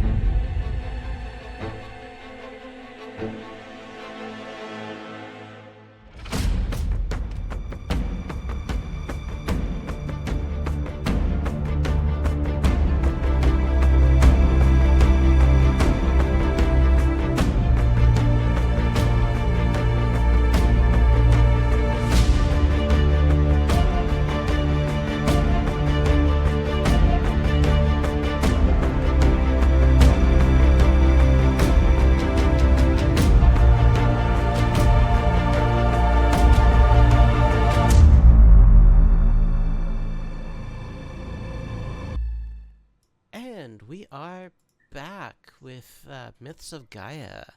So, before the break, our mighty champions met up with some very unruly bandits who were holding Arius's friend Yorin captive. They quickly jumped into battle with the bandits and succeeded, only taking little bruises and cuts and scrapes themselves.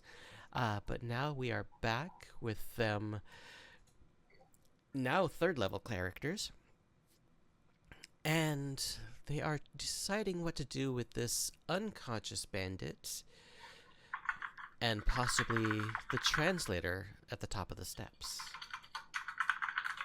So, champions, what shall you do?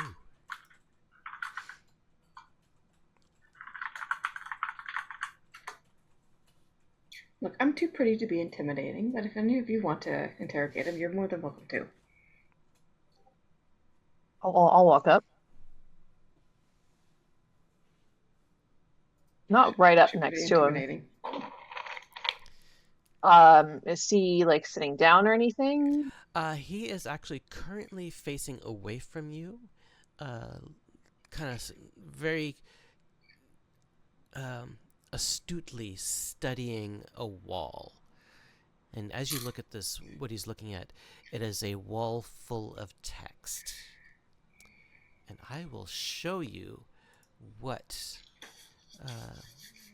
he is looking at. Give me all players and by me. Okay, so save that. So this is a PDF document, 3 pages.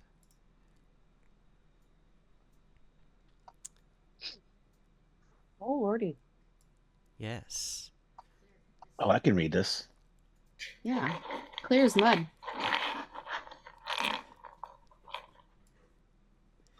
As you kind of look at this text, it's not a language you've ever seen before, or at least never studied to the point of understanding the language before. As you look at it, though, the symbols and the markings almost look like claw marks. Like somebody took a finger, claw, Draconic? and made the scratches in the rock.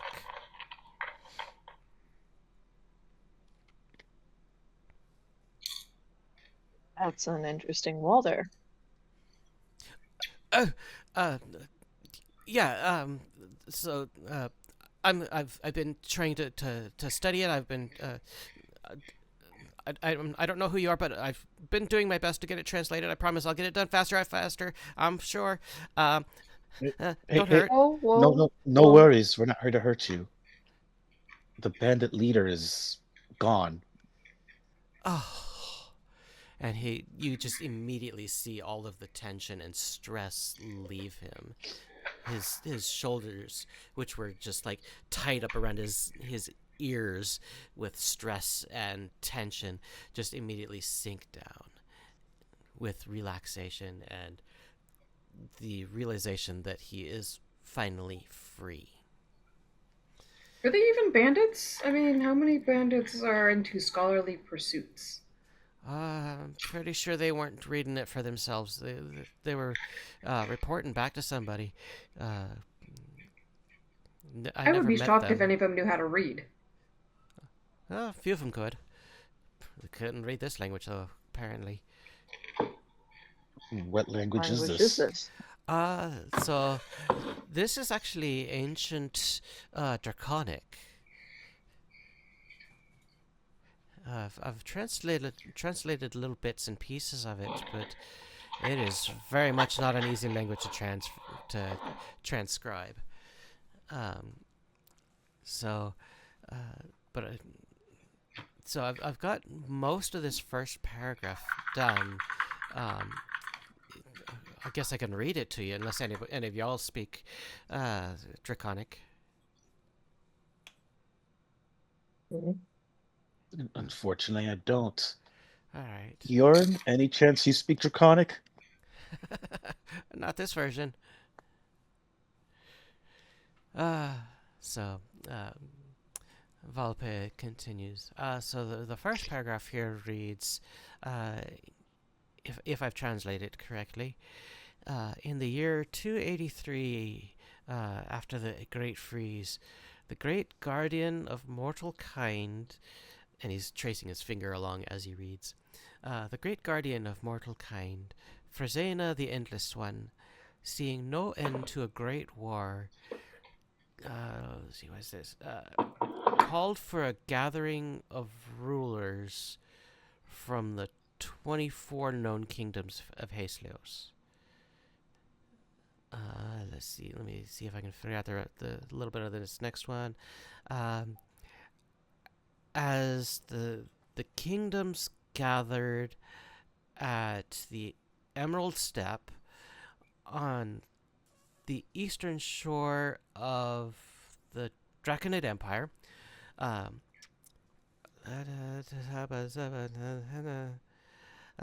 only 23 rulers came to be in attendance. Let's see what's it.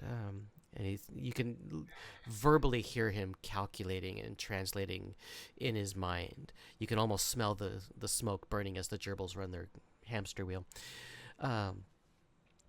Only 23 rulers came to be in attendance, each seated upon an onyx throne, the 24th left empty.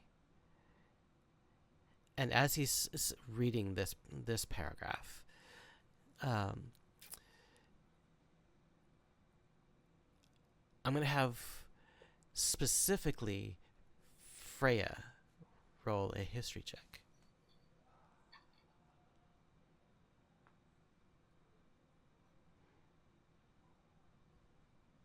Is this something I can use guidance for them on? No, because she's thinking history, or she's thinking history in her own brain. I figured. Yeah, usually I prefer to do it so that things that people do in their own heads, you can't really give them guidance on because you don't know they're doing it. But like, No, I agree with that, but I wanted to cheat the system anyway. Yeah, but like physical actions, things that people actually do, like investigations and stealth, like those can be guided. How much? You're muted. At 20, they said. 16? One tonight. 16. All right. So No, not nat 20. 16. So What? 20? What? so with the 16, as he's reading this little bit, gathered at the Emerald Steppe on the eastern shore, each of the 23 rulers in attendance seated upon an onyx throne. As he's reading, So I was born on Hastleos. all of you are, except for those born in the Fey realm, in Ternanog. But as he's reading this, you immediately remember back to something you had seen just that morning. Ah ha. I'll let you go from there. Let me pull up my notes here. I like sparking memories.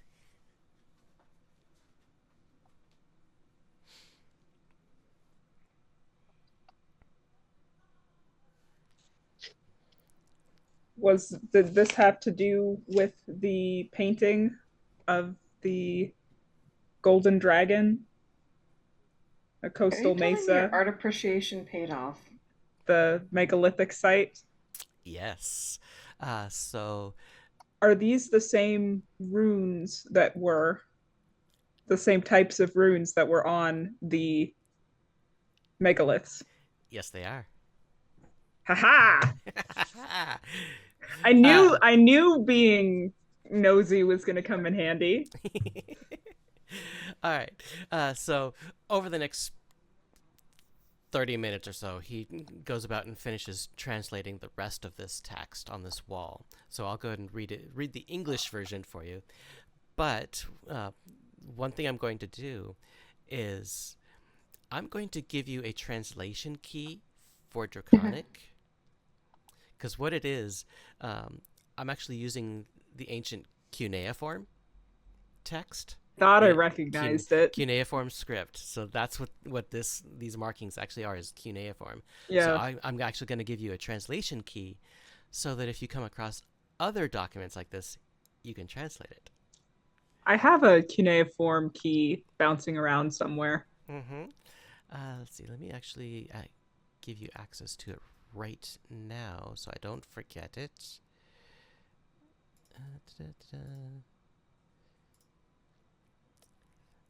Okay.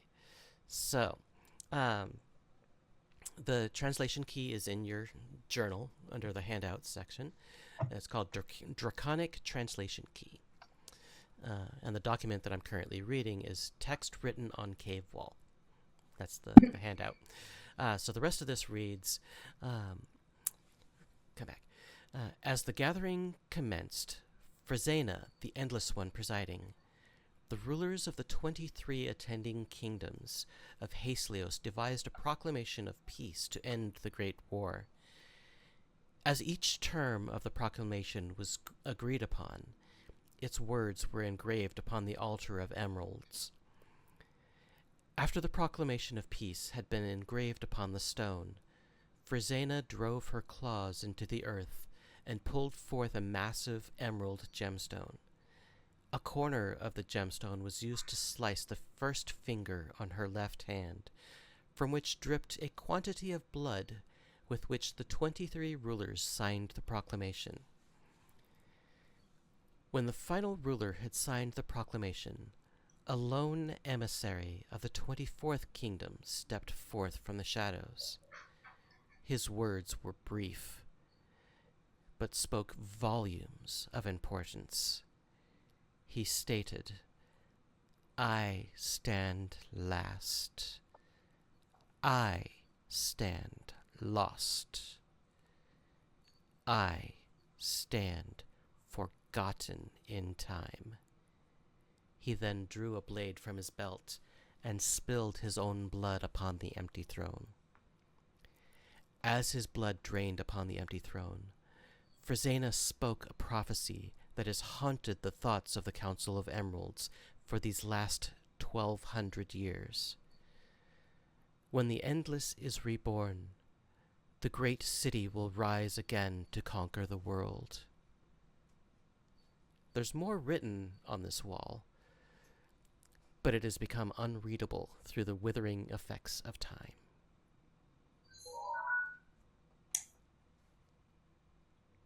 And are you going to post the translation, or are you going to make us translate it? Well, you can definitely work on translating it. That'll be fun, but I'll only make you do that for future ones. This one, I will actually post the text for you. So how well known is this prophecy? Have any of us heard it before? No. This is the first time any of you have heard this prophecy before. Really? Mm-hmm. Not even any sort of mention from others? Nope. Obviously, they don't know. Well, this could be valuable. Or they haven't told you. Well, that's possible, too. Either way, it means it's valuable regardless. Uh-huh. Exactly. The only question is, how many kingdoms are there in Hasleos? No. How many? Number? There's 22 kingdoms in Hasleos. For those of you from Tiernanog, there's 23. Question is, who's the 24th? Are you going to post the translation in the Discord or over here? Okay. I'll post it here in Roll20, but I'll also post a copy over in Discord as well, along with the other handouts that I gave you guys tonight. Thank you. Uh-huh. So, Yeah, because I'm also like half asleep, so I could not keep track of what you were saying. oh yeah, I'll definitely post it for you. Uh, as soon as the game ends, or possibly tomorrow or something. But it'll definitely be posted. So, thoughts, questions, concerns, comments? Prophecies are always of concerning. If you concern yourself with them. I would say so, especially if this great city, whatever it is, comes back to conquer the world.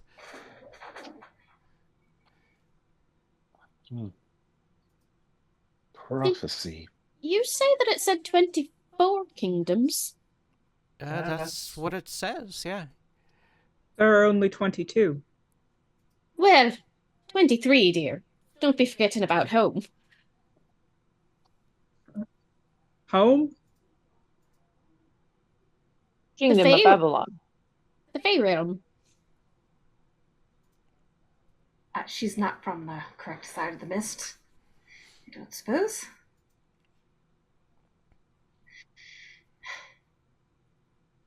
The Fairy Kingdom. We've got one. As well as some denizens from there, myself included. Wait a second. Is the entrance in a cave? Well, I imagine several of them are. Oops, More not than this one. cave. You know what? This explains a lot. This explains a lot. And Freya looks down at the sword in her hands. Well, one cannot be believing strange prophecies written on strange walls, in strange caves, among strange company. Talking about strange governments. Yes. Oh, why not? Well, Any this one, prophecy is possible. this one was written, let's see, a little over 1,700 years ago. Yes, it probably has already come to pass. I'm sure there's been some war in the last 1,700 years.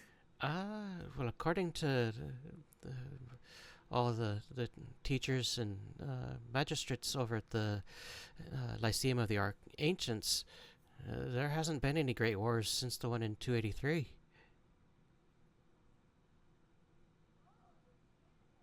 Well, I suppose we're due then. Well, I certainly hope not. Preventing a great war is probably a good idea.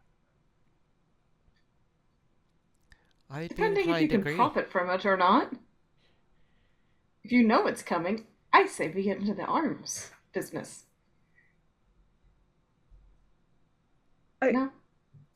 No? No. Okay. How about I'm pretty sure there national are rules. secrets business? I'm pretty sure there are rules against that in my order. Arms business. Do you mean you want to work on yours, or? I mean, I could help you with that. I am positively Freya perfect in every way. Freya flexes a little bit. Well, I mean, if we get to watch you do that a few times, I suppose we can work on the arms.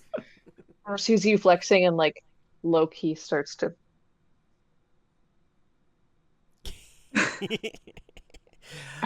Greer, give me a performance check. Greer, give me a performance check. I'm silently just trying to one up you off to the side. As All right. everyone starts flexing, I have Saoirse to. just starts taking in the show. Right? Performance, you said? Yes. 18. Okay. Are we gonna performance check off to see who's better at flexing? Yes, we are. Freya, your turn. All right. Is it performance or... Yeah, I guess it would be performance It's rather than pure athletics. Performance.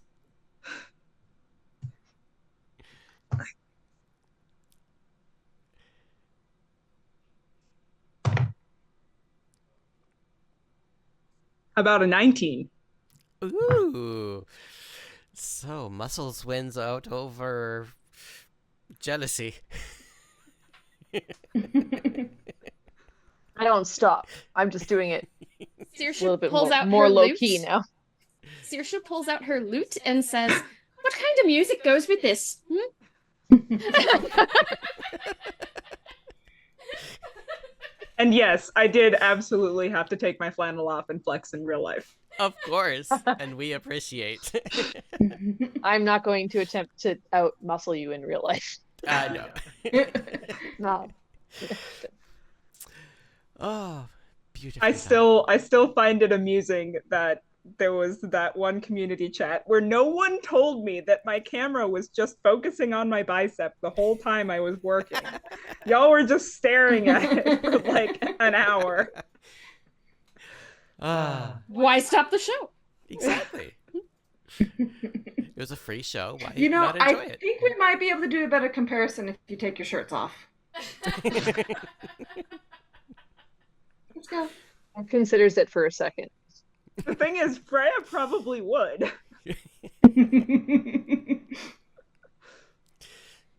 And then Saoirse says, "Oh, spicy music," and she starts.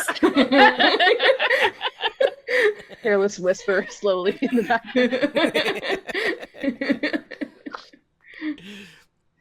Are we gonna set up our first Miss Universe contest here? Maybe. This muscle mommy contest? Yes. Miss Gaea? Oh, I love it. Look, I know it's gonna be hard, but I will take the fall, or take on the responsibility of being a judge. No personal Low-key interest doing there it. whatsoever. And this older gentleman you've The been poor talking scholar to, over there. this older gentleman that you've been talking to steps over to you, Arius, and he says, "Are they like this all the time?" Well, I suppose I'll find out soon. I only recently met them. Yeah. This is our first muscles contest. Yes, it is, and I'm enjoying it. But not the last. It's better not to be the last. There's always a first, never a last. Are Freya and Greer starting a little rivalry? Frenemies type situation? Mm-hmm. Freya just thinks you're friends. Isn't this how friendships work? So, There was a challenge issued, and she answered the call. That's all this is. She let me ride on the back of her horse. You gonna stand for that? Let me hop up. Are you for a second? Wow. The first person getting a ride in this group, but didn't think it was going to be that one or in that way. Well, actually, It's a mess of hooves Saoirse at the back. already got a ride in our first session. Mm-hmm. yes, she did. Not to be outdone, Freya is going to offer Gray a piggyback ride. I don't know if I should be, you know what, sure. Are we piggyback riding out of here? Speaking of getting out of here, would you guys be willing or able to help me get back to the Lyceum of the Ancients? Do we Kinda wanna- even Yeah. get Do out? we know what that is? Well, that's the academy up on top of the hill. So not the Crescent Moon Castle hill, but the one over by the Stone Gate. Seems perfectly reasonable, my friend. A question. I don't think any of us have heard of this prophecy. Have you? Or anything relating to it? This is the first time I'm hearing of it. I didn't even know this wall existed until today. But And you have no idea who those bandits were reporting to? they kept talking about the three, but I don't really know anything else beyond that. Got it. Do you have any idea why they captured my friend over here? And I point towards Urine. Pretty sure they were going to use him for some kind of blood sacrifice. And he steps Probably over. best we stopped that. And Weren't they trying to catch the little fairy, too? They were trying. I don't know what they were wanting with the fairy. And he steps over Perhaps to the it is brazier. a I think I overheard them just saying that she stole something from them. Oh, I was thinking they might be targeting Fey type creatures, which could be a concern, I suppose. And he steps over to this brazier that's the only one up here at the top of the hill. And he kind of points and looks down at the rim around the edge of the brazier. And begins to read.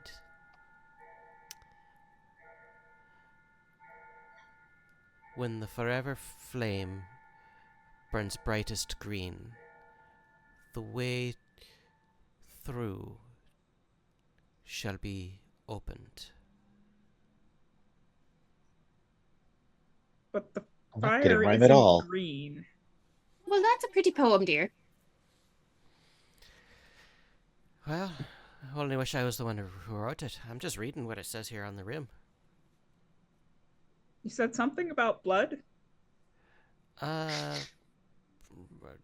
guess they were thinking maybe like a blood sacrifice might turn the flames green or something. I don't know, to be honest. Is my is very sword much- still dripping? Who has green blood? Certainly not me. Mine's very much red, thanks. Is my sword dripping? I would assume that you probably would have cleaned it off by now. I haul one of the dead bodies over. There's still plenty. Specifically the one that I decapitated and just kind of like fold it upside down. Are you gonna scissor it some more? Scissor me timbers. So you drizzle. Do you draw? Bring the head up or the entire orc body? Both? Okay. What is I'm more just kind of dramatic? holding both I upside mean, down, letting all of the all the blood pour out, essentially. Okay. So as you pour the blood out of this body, onto Like a tube of toothpaste. Do you drip it into the flames themselves, or onto the rim, or what part of the brazier do you? Both. Try both. Just kind of move it around. I was like, I want to know how much finesse she has to have to actually aim it to not It's like a drip bottle of everywhere on the It's not way in. toothpaste. It's like a bottle of ketchup. You just kind of like put it all over the plate. Got it. This body has no head and it's split like down to here. It looks like the Look. thing at the end of the thing, okay? Yep. I'm just imagining the equivalent of like a 2-year-old pouring syrup. Mm-hmm. Yeah. So as the blood drains out of this body, We're terrible. We're really terrible. it hits the charcoals in the bottom of the brazier. Sizzles, smokes. There's but nothing something poetic changes. about the one who was trying to make a blood sacrifice, then becoming the blood sacrifice. It's entirely. It's Kind of poetic. Poetic justice, I'd is say. some of the best. Yes. Got quite a few literary journals up in the Lyceum that would definitely agree with you. But is his blood green enough? It's not green at all. It's red blood. The flame stays orange. Yeah, it was worth a try. It's worth a good try. I don't know. Maybe dead blood doesn't help. Am I still bleeding from being, critically hit, even though I got some healing? The healing probably would have bound the wounds. I'll go ahead and slice my palm open over the brazier. Okay. Do you drip it into the flames, onto the metal of the brazier itself? I'll do one of those kind of squeeze and move it around. Okay. Similarly, your blood hits the coals. And give me a perception check.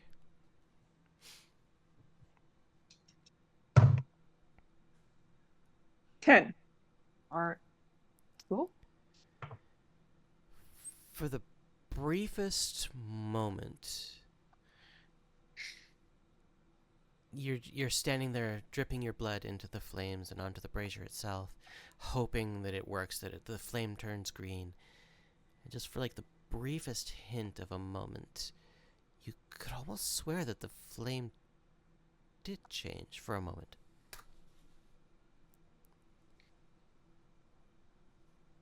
The green? Well, that did something. But if we won't be spilling any extra, to be safe now. I mean, if you need someone who's alive on their blood, we have a guy who's tied up right over here. That would be You a should be little awake too by now. close to torture. And we could kill him afterwards and he would be in pain. He also won't come back to get revenge on us. We also don't want to be sacrificing people setting off prophecies. Do we? I vote for no. Prophecies of this kind are usually not a good thing. I just wanted to see if it would work. It was a good try. Maybe you just need more.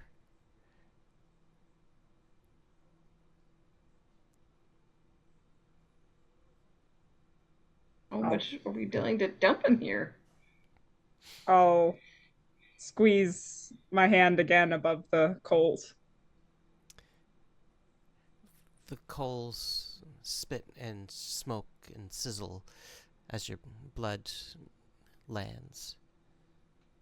And once again, for the briefest fraction of a moment, it hits green and then back to orange.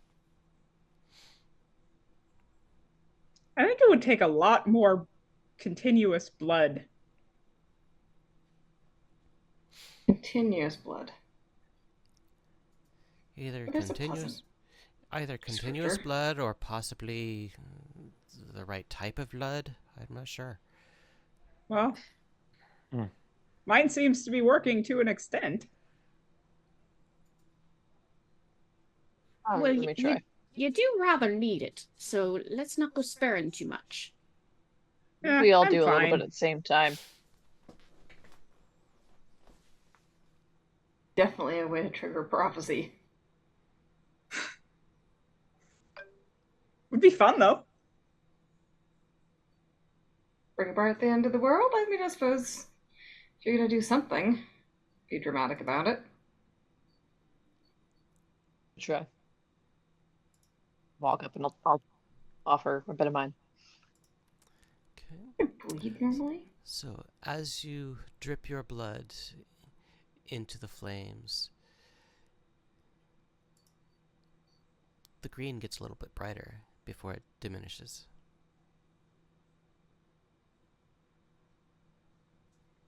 At the same time. Saoirse is going to pray to her goddess Danu to see if this is a good idea, if we should be doing this, or if she needs to risk this, like, chance at friendship with Greer again to stop what is going on. It's refreshing for me not to have to be the sensible one. You don't have to be the sensible one. In Curse of Strahd, yes, I do. Bows her head against her staff, which also she uses as a holy focus, and prays to Danu. Please guide me. This cannot be right, what we're doing. Just give me a little nudge. You know, like right hand yes, left hand no. You know? Should we be doing this? Similar to the effects of the spell Augury, you feel a sense of both weal and woe. Both hands.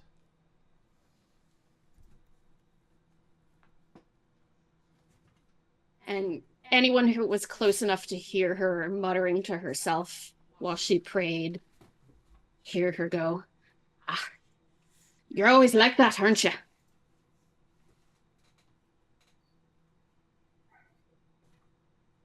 I'm officially out of Red Bull. Oh no. So, Starting to get very sleepy. all good. We're about done.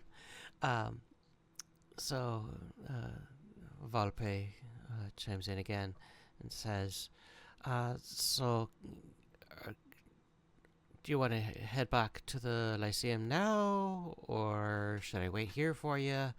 How are we going to work this? See no reason we can't go now, unless someone disagrees. I think We're gonna anything keep- more will come of this flame. I don't know. It depends on the types of blood and the amount, I guess. Well, this we can really always isn't come my area. back.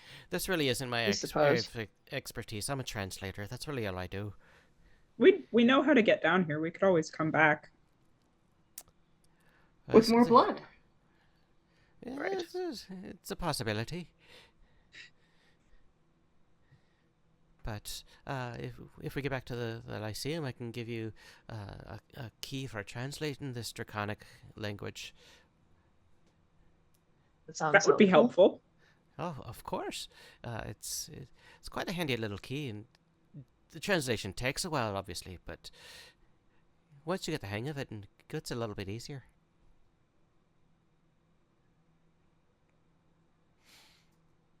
So, All right, so Shall we? we'll take you and Arius. Would your friend be happy in this Lyceum area? anywhere but here would be great with me. Yes. We also need to figure out, well, not necessarily now, how to get our friends back and go home. Well, we've got one friend back. That's progress, right? 2 to go. All right. Yeah. Hopefully we can find them. So, Is Saoirse getting a ride on Greer? Only where it's safe to do so. Hey. All right. Freya will Where give it's Gray not, a I'll go piggyback for a ride. running jump. You better hope I'm there to catch you. all right. So I think that's... Freya will give Gray a piggyback ride. Just because why not? Why not? Gonna have to try to one up her somehow, right? Exactly. So I think that's going to be a perfect spot for us to end for the evening, because I know at least a few of us are exhausted. Very long days. So to Mark, Songs, and anyone else who is in chat with us, we want to thank you very, very much for coming and joining our show and having fun with us. Loved every single one of your comments. I've been reading every one of them. They are so much fun. So definitely come back. We hope we have Myths of Gaea campaign on the first Saturday of every month. So our next one will be November 2nd, same time, or same bat time, same bat channel, that whole rigmarole. And then on Tuesdays, you can catch Casey and I. Casey plays Arius. We are in a Curse of Strahd campaign that we are also streaming live here on our Twitch channel. A lot of fun. We're really enjoying that one. We left on a pretty good cliffhanger last time. Oh, definitely. Can't wait to see what happens Ooh. next. And Sarah and I are fighting. Yes. More, I did something by accident and didn't, or accident. Yeah, let's put the and- quotations around that. accident. And Casey's character, Nedro, doesn't like me for it anymore. So we'll see what happens with that. But yeah, it's a fun campaign, so definitely come on over and join us. That's Tuesdays, 5 p.m. Pacific, 8 p.m. Eastern, and then once a week, we do a community chat. Usually it's on the Friday right before Myths of Gaea. We didn't have it this week just because Amy and I were at LA Comic-Con. And then, so that's the Friday right before Myths of Gaea. And then all of the other Saturdays is when we hold our other community chats, where we just basically get together, work on projects, talk to each other, enjoy each other's company, talk to people in chat, answer questions as they come up. If in time, we're going to start doing interviews with our glorious champions. So we'll do like one-on-one or one-on-two interviews, so we can get to know our champions and the players and everyone else that wants to come along and see.